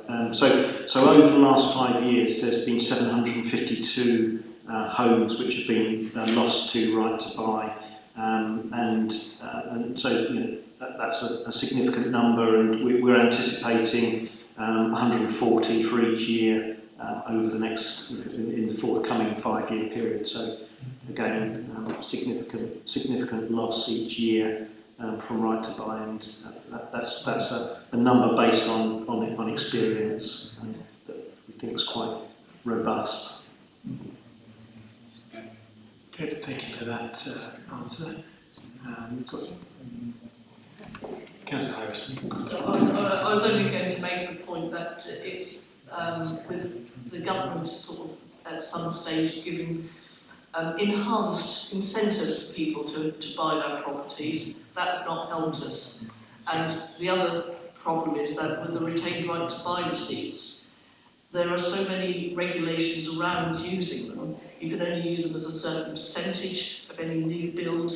You have to use them with 40%, and then you have to use them within 3 years or 5 years. They extended it. There is just so much that is against us when using them. So when the government talks about replacing one for one or like for like, it just doesn't happen. So we do need some government intervention to sort out the right to buy. It does need a serious review. Thank you. Councillor Sands next, please. Thank you, Chair. My broad question was sort of answered really by Councillor Kendrick and Neville a short while ago, but one of the things that does concern me is with our housing programme going forward is we know we are facing the current Natural England edict on eutrophication. What impact does this going forward have on our housing budgets? I know in the long term we will be able to build the houses, but we will know inflation affects building materials as much as groceries and other household items. Yeah, absolutely. Yeah, I mean, you hit the nail on the head. The longer we're prevented from getting on with this, the more inflation will impact on our ability to do that. The points that Councillor Harris makes around the right to buy receipts and the ability to use them, is absolutely right. And they are subject to the same inflationary pressures. They won't buy as much in 2 or 3 years' time when the houses that are currently stalled start to come on stream as they do now. So it's a massive impact there. It also has secondary impacts because, of course, as we know, council tax and the council tax base, which is supported by new homes and the new homes bonus that we talked about right at the very beginning, that they're all being impacted by this current hiatus, and so we happen to be in a period of very high inflation, so it matters a lot more than it did were we not in that inflationary position. So it's a bit of a no-win situation, to be perfectly frank with you, and the sooner we can get back building, I think the better all round. Thank you, Chair.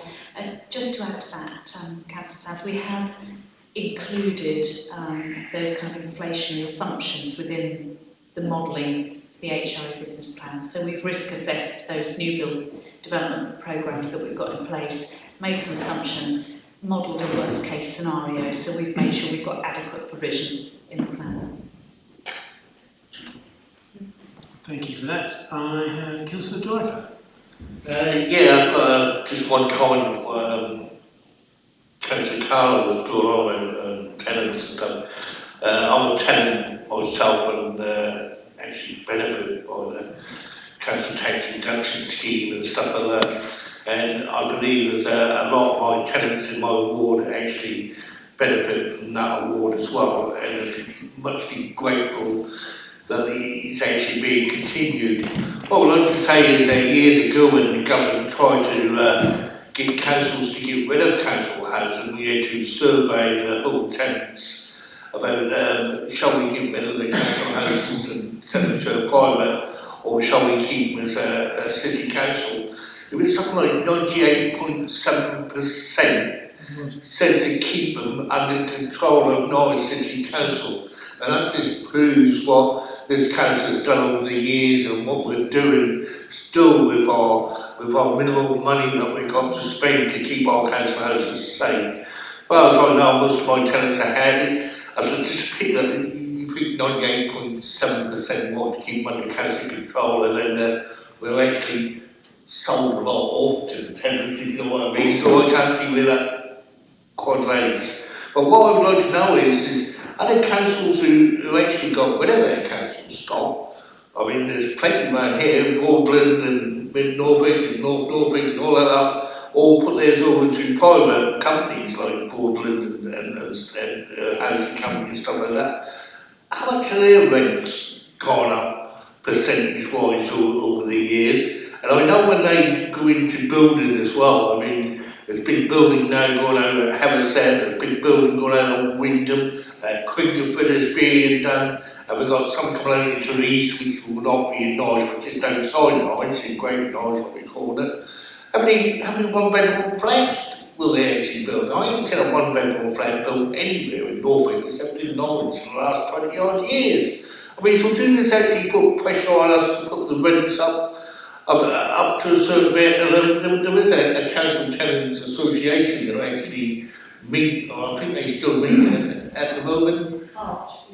Yeah, I mean, they have the final say about what the council rents will go up, if that's correct. So I just want to know about other councils, and are they in a worse situation than what we are, because their tenants have been paying a lot more what city council tenants pay, and they actually send people, students and single people into Norwich because they haven't got anywhere to put them.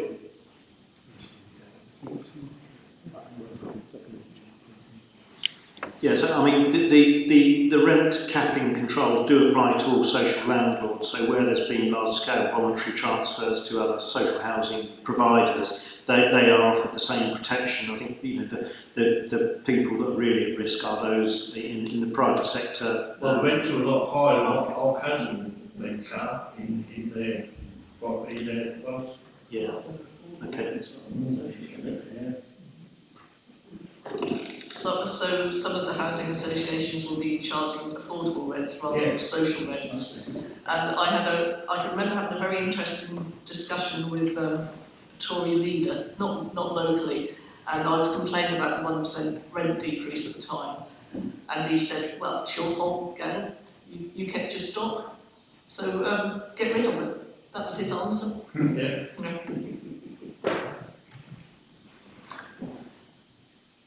What to say to that? But thank you for that. I'll tell you. Yeah. Thank you for the question, Councillor Driver. Oh, can I ask a question? Is that not it?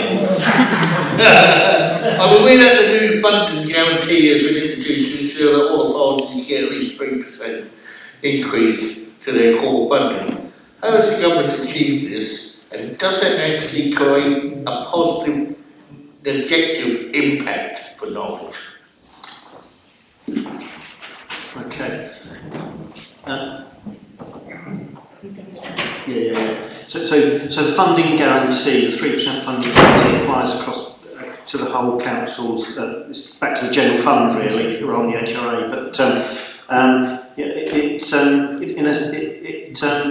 it's been created by removing what was known as the lower tier services grant, which all district councils received benefit from, and also from the reduced cost of the new homes bonus, partly from authorities where, as we were discussing earlier, we didn't make the threshold and therefore we've lost a fairly large slug of our new homes bonus, but also because they've continued to phase out what they call legacy payments on the new homes bonus. So that's how it's been created. We've received £653,000 from the guarantee, and essentially what's happened in a roundabout way is that we've lost on housing benefit, we've lost our lower tier services grant and had it replaced through the funding guarantee. That creates quite a significant risk, because at some point that guarantee will be phased out and removed, because it must be a transitional mechanism. It has to come out at some point. And in order to start earning real money, we've got to get above that 653,000. So we'll start to, if we increase our resources through the route additional funding through revenue support grant, we won't see the benefit of that until we've extinguished the 653,000. So notwithstanding any transitional mechanisms and how long it rolls out over, until we've got £653,000 worth of additional funding coming into the council, we won't see any benefit from it. So it's a significant risk. Thank you for that. Councillor Osborne next, please. Thank you. Gail mentioned the new bathrooms and kitchens that residents get.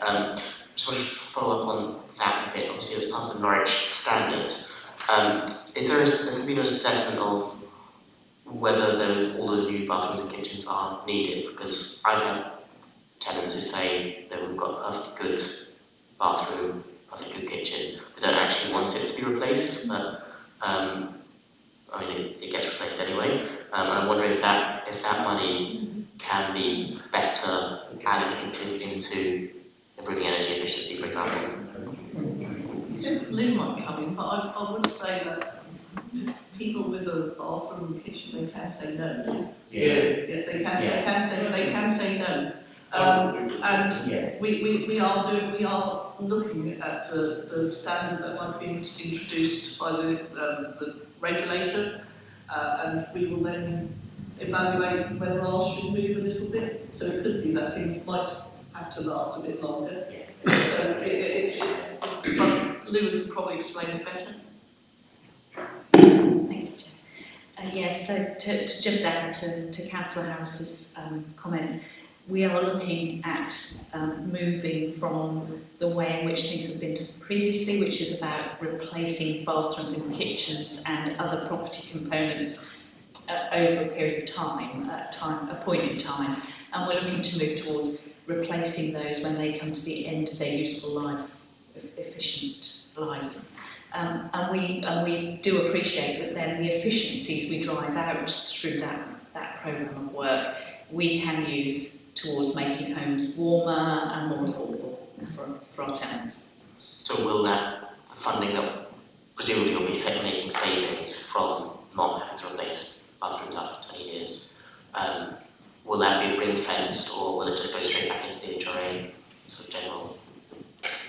So what we're doing, if we link that to the previous answer around stock condition survey, thermography surveys, what we're then going to do is look at the savings we're driving from that different approach, that more efficient approach, and the data that we get from those surveys to move that funding towards that retrofitting approach. Thank you for that. Councillor Stewart, please. Yes, thank you, Chair. Our tenants, when they're seeing a rise in the rent, rightfully expect their homes to be brought up to date. I think the kitchens and bathrooms are part of that. There's some more detail on page 95 about the numbers involved. I wondered if you could break down any of those, like kitchens or bathrooms, and give us the kind of numbers that are projected to be added over the 5-year period, please.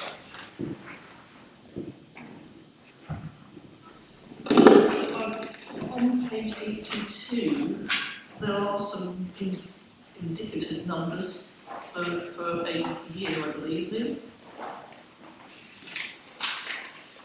Housing revenue account, second bullet point down. So it's saying 126 new bathrooms, 260 new kitchens, 179 adapted bathrooms, which is really important. And so there is some more detail in there. I'm on page 82. Thank you, Councillor Harris. Are these figures for the 5-year period or the year ahead? I think the homes is for 5 years, but I believe that the bathrooms and such likes are for a year.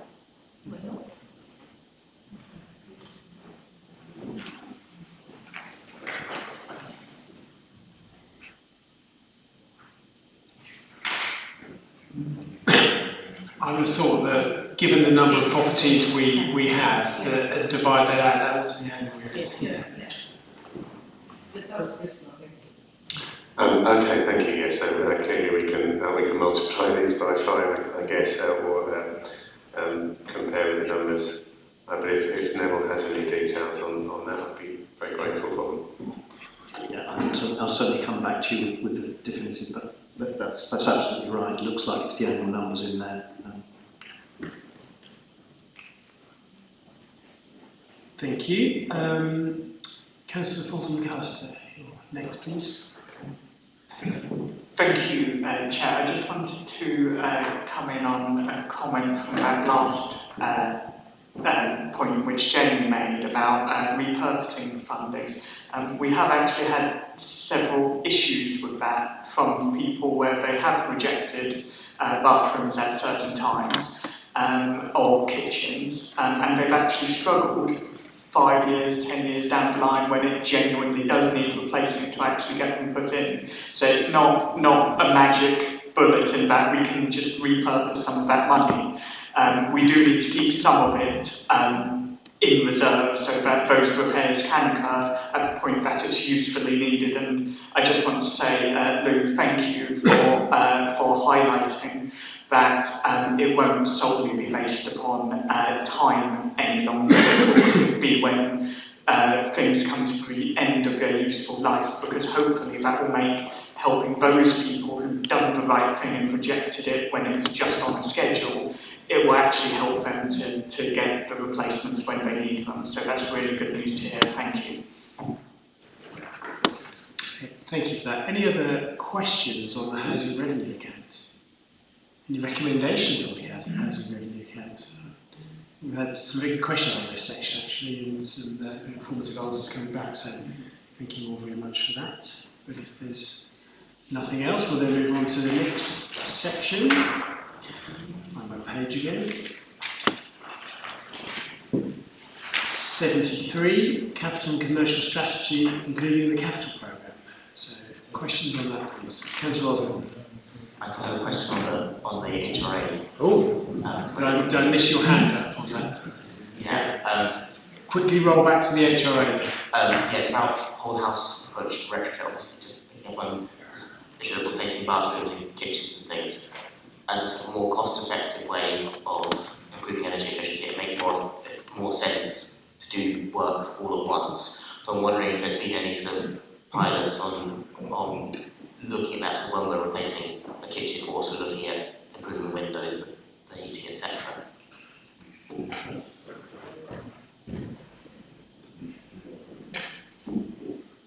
Thank you, Councillor Osborne. Yes, we are looking at that approach, and I mean, I sound very repetitive, but the stock condition information that we're gathering and that other survey work we're doing is helping us to kind of identify those properties where we could take that approach. And as you said, it will drive out efficiencies, it will save some money and free up some investment to invest in the wider programme. So there's pilots of it as well?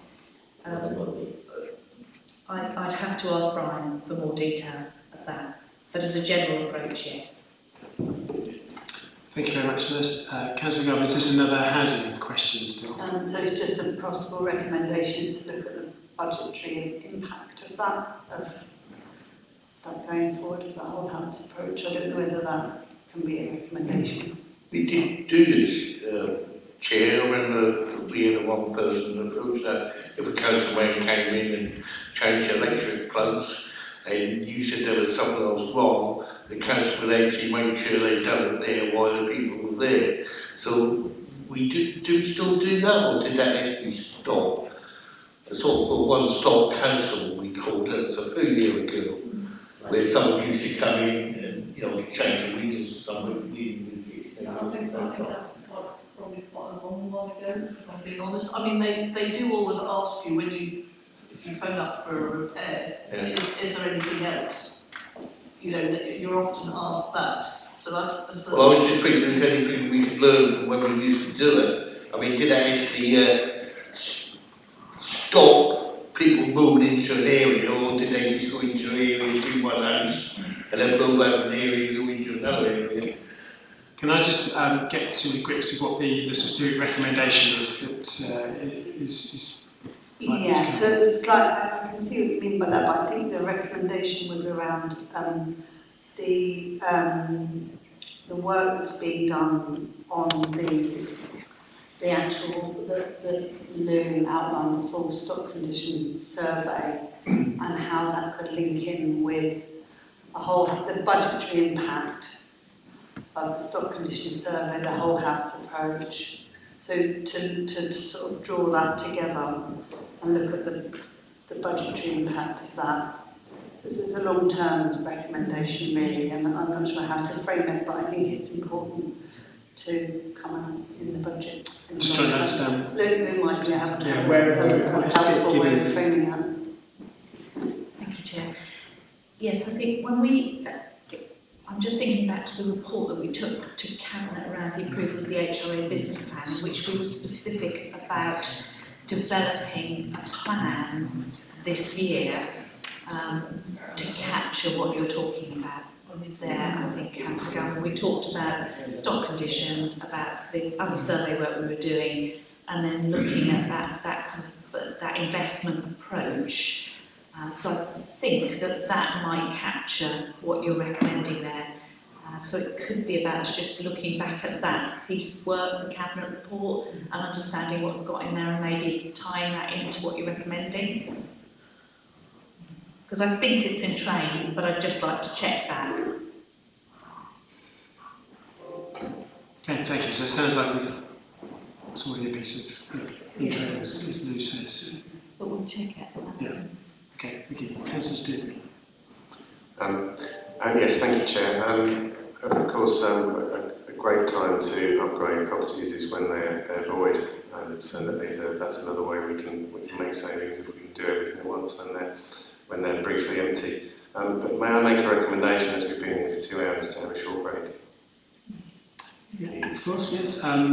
We're now at the end of the HRA section, so it's a good opportunity to have a brief break before we then come back and look at the capital programme. Yes, Chair, do we have an idea when we're going to finish? Because I've got meetings ramped up through the evening. If we have a 10-minute break now, if I can get an indication from members, it would be helpful. Who will be asking questions on the capital programme? Commercial investment territory, will we? Or will we avoid trying to do that again, since we've already discussed it? So we've got possibly 3 questions on that. I know we've had 1 question notified on Treasury Management, and I don't expect anything else in the following section. So I'm hoping if we have a quick 10-minute break now, we can then come back and finish fairly rapidly after that. Thank you, Chair. Thank you.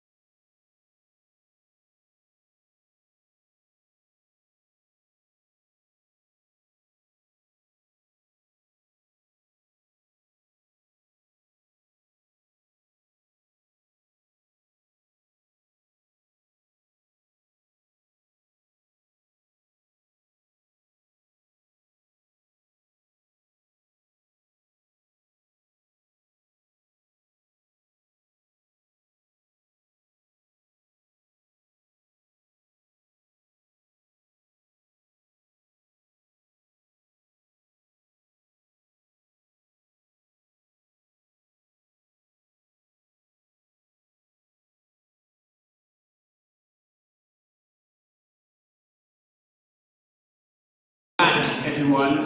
Just before we get on to capital and commercial strategy, in our brief break, there's been a bit of discussion. I think Lou's got some thoughts around the proposal around EPC and stock condition surveys, and maybe some work that we can, or recommendations we can have in relation to Councillor Galvin's suggestion. It may well be that we agree in principle now, but the full wording comes in the next couple of days. Yes, thank you, Chair. So if committee is in agreement, I'll go away and work up a recommendation along the lines that Councillor Galvin has suggested around how can we look at whole house improvement approach to zero carbon and how we can kind of include that in the 30-year business plan and the budget. So if committee's happy, I'll go away and have a look at what that might look like, and then share that, and that can be then included as a recommendation. Are people happy that Lou can take that away and work on that as a recommendation? So if one has some nods, yeah, general nods. So thank you very much. Right, okay, we'll now move on to section 4, capital and commercial strategy. Questions on that, please. Who's first up? Councillor Osborne. Thank you. Just on the table in page 78, 4.1, which is capital investment objectives. I just wanted to clarify something on that, because it mentions a healthy and sustainable city, and I know there are capital investment programs that are looking at improving carbon, for example, but those aren't listed in this table. So I'm trying to work out what this table covers. This refers to public realm improvements and rolling program of major repairs to city wall and closed charge yards, which is obviously good and needed, but isn't necessarily about sustainability. Yeah, likewise, I'm just trying to work out what that table is actually covering,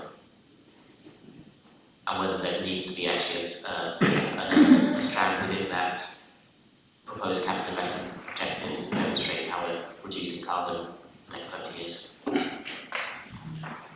Yeah, I mean, I think, having looked at it again, I think it probably could do with a bit of improvement, to be honest. There are some elements of the capital programme that we could absolutely put in there to just demonstrate how we're doing that. And I think, when we talked earlier on about the work that's going forward to identify some further actions to achieve net zero, then we'd want to include those in there as well. So I think, it's just meant to be an indicative of some of the projects that are taking place in that space, but I think I think we could probably improve that a bit. It would be helpful to have a strand down what is actually done to reduce carbon and improve biodiversity as well. Okay, thank you. Councillor Driver, and then Councillor Young. Yeah, just on that same page, Davidson puts on, just the last point on the last column. Regulation Services Digitalisation Project. What's that, please? I'm going to lose speakers in the main problem or something. No, so this is particularly focused around the service review of regulatory services, in the sense of the planning service, environmental health services that fall within that area, and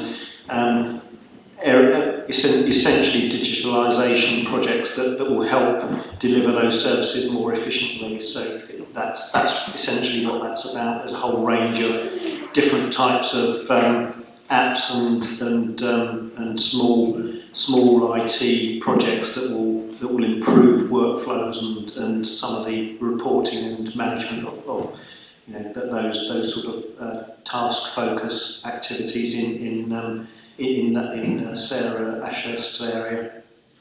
Okay. Thank you. Councillor Galvin. Thanks. Just so we can move on swiftly, just note that that's a recommendation, and potentially back to the point that you made about the that we could have actions within the capital commercial strategy more clearly laid out where they relate to reducing carbon, increasing biodiversity. Yeah, that's fine. In the future, that could be a useful recommendation if you're content with that. Yeah, I just wanted to ask about the asset management strategy, where it fits. I know it's being worked on, just to be clear where it fits within here.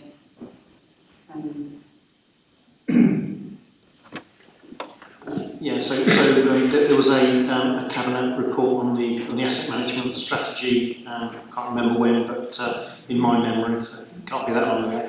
And that's being taken forward in a number of ways by Mark Brown. Some of which is the review of our commercial and other property assets to make sure that we understand why we're holding the assets and which assets we need to invest in to maintain, those which we need to keep because we're using them operationally, and those which are there to derive an income, and make sure that they do that as effectively and as efficiently as possible. So work has been going on on a number of those strands, some of which is being driven by external consultants that are focused on the sort of high value, high impact areas first.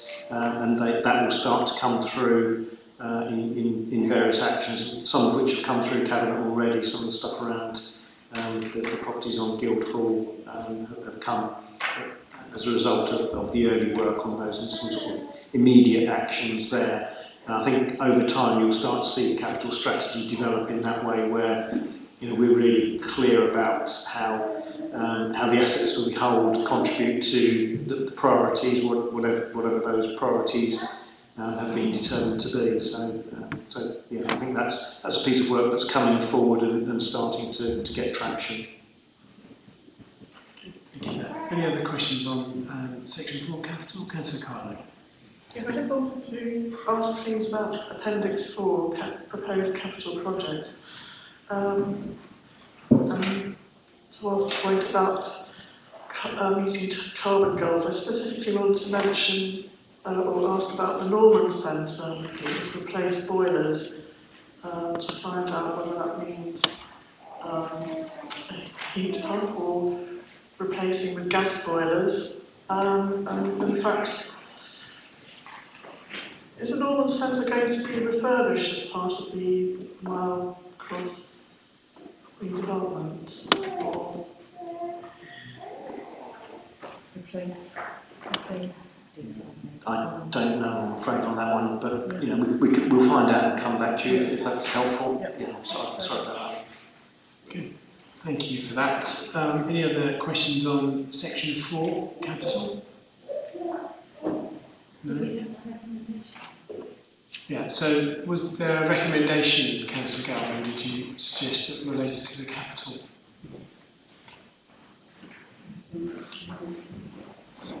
Yeah, if we can have a section in that table list or a revised table demonstrating how the capital programme will be meeting carbon reduction targets, or what programmes will be, what actions are being taken to reduce carbon. So I think just so that we're clear, that table is based on the corporate plan priorities. So we've got Norwich as a sustainable and healthy city as a heading in there. So any information around carbon reduction will sit under that strand.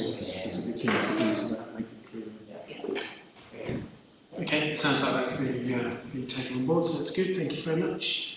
So nothing else on section 4, in which case we'll move forward on to section 5, which is Treasury Management. Strategy, page 103. Councillor Carlo, I believe you have a question on that, please. Yes, I wanted to raise page 122. The City Council continues to use Barclays for its current account. And Barclays, as we all know, is one of the biggest funders in the world of fossil fuel projects. And obviously it doesn't fit very well with the City Council's objectives. And so I'm going to recommend that the council investigates moving its current account to a more ethical bank, please. There are banks which cover local authority accounts. For example, I found that the Unitary Trust Bank offers current accounts to local authorities. So I imagine there are probably other banks too. Thank you for that. I mean, I wonder whether I could tweak your recommendation slightly and for it to be to ask the Treasury Management Committee to look at the practicalities on it, and Neville will no doubt have some sort of wording and how we might be able to look at that. But I wonder if that might be a place for that to be looked at. Yeah, thanks. I mean, I have looked at that very quickly, just see if I could get some background for you. And we went with Barclays after the last tender exercise when the Co-op Bank withdrew from local authority market, and there are other banks that are in the local authority space, but there's actually not that many that are prepared to do it. So that was what led to that. But we have a contract with Barclays which has been extended till December 2024, and I think noting your concerns, that would be the time which we would re-tender that contract over, and we'd need to think about how we could reflect some procurement questions to determine value around ethical approaches to make it clear that that's our priority for the council. But we would have to undertake an open and rigorous tender process to change. But that is on the contract management plan to take place, as I say, in December 2024. Thank you. Can I bring Councillor Waters, please? Yes, I was involved in that procurement on the political side, and we were very disappointed that the Co-op Bank, which of course Salford found itself in serious trouble, had withdrawn from the local authority market, and I went through all the folders, including Barclays. None of the banks had a good story to tell, none. And Barclays was the least worst at that time. I can't put it any more positively than that. They had a slightly more compelling narrative at that point about how they were to address, I think it was about 15 pages of poor performance. So I would support the view that we're coming pretty close to the end of that procurement period, and the work obviously has to be done well in advance. And the landscape will have changed, and we can then test that proposition, because I wasn't on the council at the time, but the city predecessors on the city council, particularly, I think it was over South African investments by Barclays, well, you've probably got better memory than I have on this, decided then to move to the co-op. So we have used the opportunity of those procurement possibilities to find the most ethical of banks. So that's an opportunity to embark on that course. Yes, that would be good, because I think there are other banks, because obviously local authorities don't just use Barclays. No, I mean, the landscape has changed around banks and challenger banks and all the rest of them. You put all in credit union. Went some credit union. Councillor Sands, did you indicate to, I think? Yeah, I mean, it's a great shame that the co-op sort of went belly up as it did, and I would suggest Gringotts if it was at all a possibility, if you read your Harry Potter. But the one thing we need to keep in mind is all banks, I think, and all financial institutions will have skeletons in their closet. And while I sort of agree with Councillor Carlo's sentiment, we need to be careful that we get the best possible account for the city, council. We can't sort of, adopt banking practices which are going to cost the city. No matter how much we want to be ethical, we have to keep in mind costs to the citizens of the city and to our own budget. So while I support in principle what Councillor Carlo has to say, if it proves in the long term that Barclays offers the best solution for our banking, then quite clearly we really need to stay there. Thank you. Well, based on what Neville said, we need to go through a re-procurement for this anyway when the contract comes to an end. So it sounds, Councillor Carla, that your points can be addressed at that point, which will presumably within the next 12 months. We'll start off as the end of 2024. That's, you know. Absolutely, yeah. Changing banks is actually a massive undertaking, so it does have a long lead-in time. So we'll definitely do starting the work on that very short. That work will be undertaken, so that's good. Thank you. Anything else on Treasury Management? Well, I'm now going to ask if there's anything else on any of the other sections. So Section 6 is Summary of Key Financial Indicators. Section 7 is the Chief Finance Officer Statement. Section 8 is the Financial Glossary. And Section 9 is the Equality Impact Assessment. So unless people have any specific questions on those, I will draw this item to a close. Thank you. We'll then move on to, we won't move on, we would have moved on to item 5, which is an update from our NHOSC representative, but Councillor Roger-Cotton is unfortunately unable to be here today.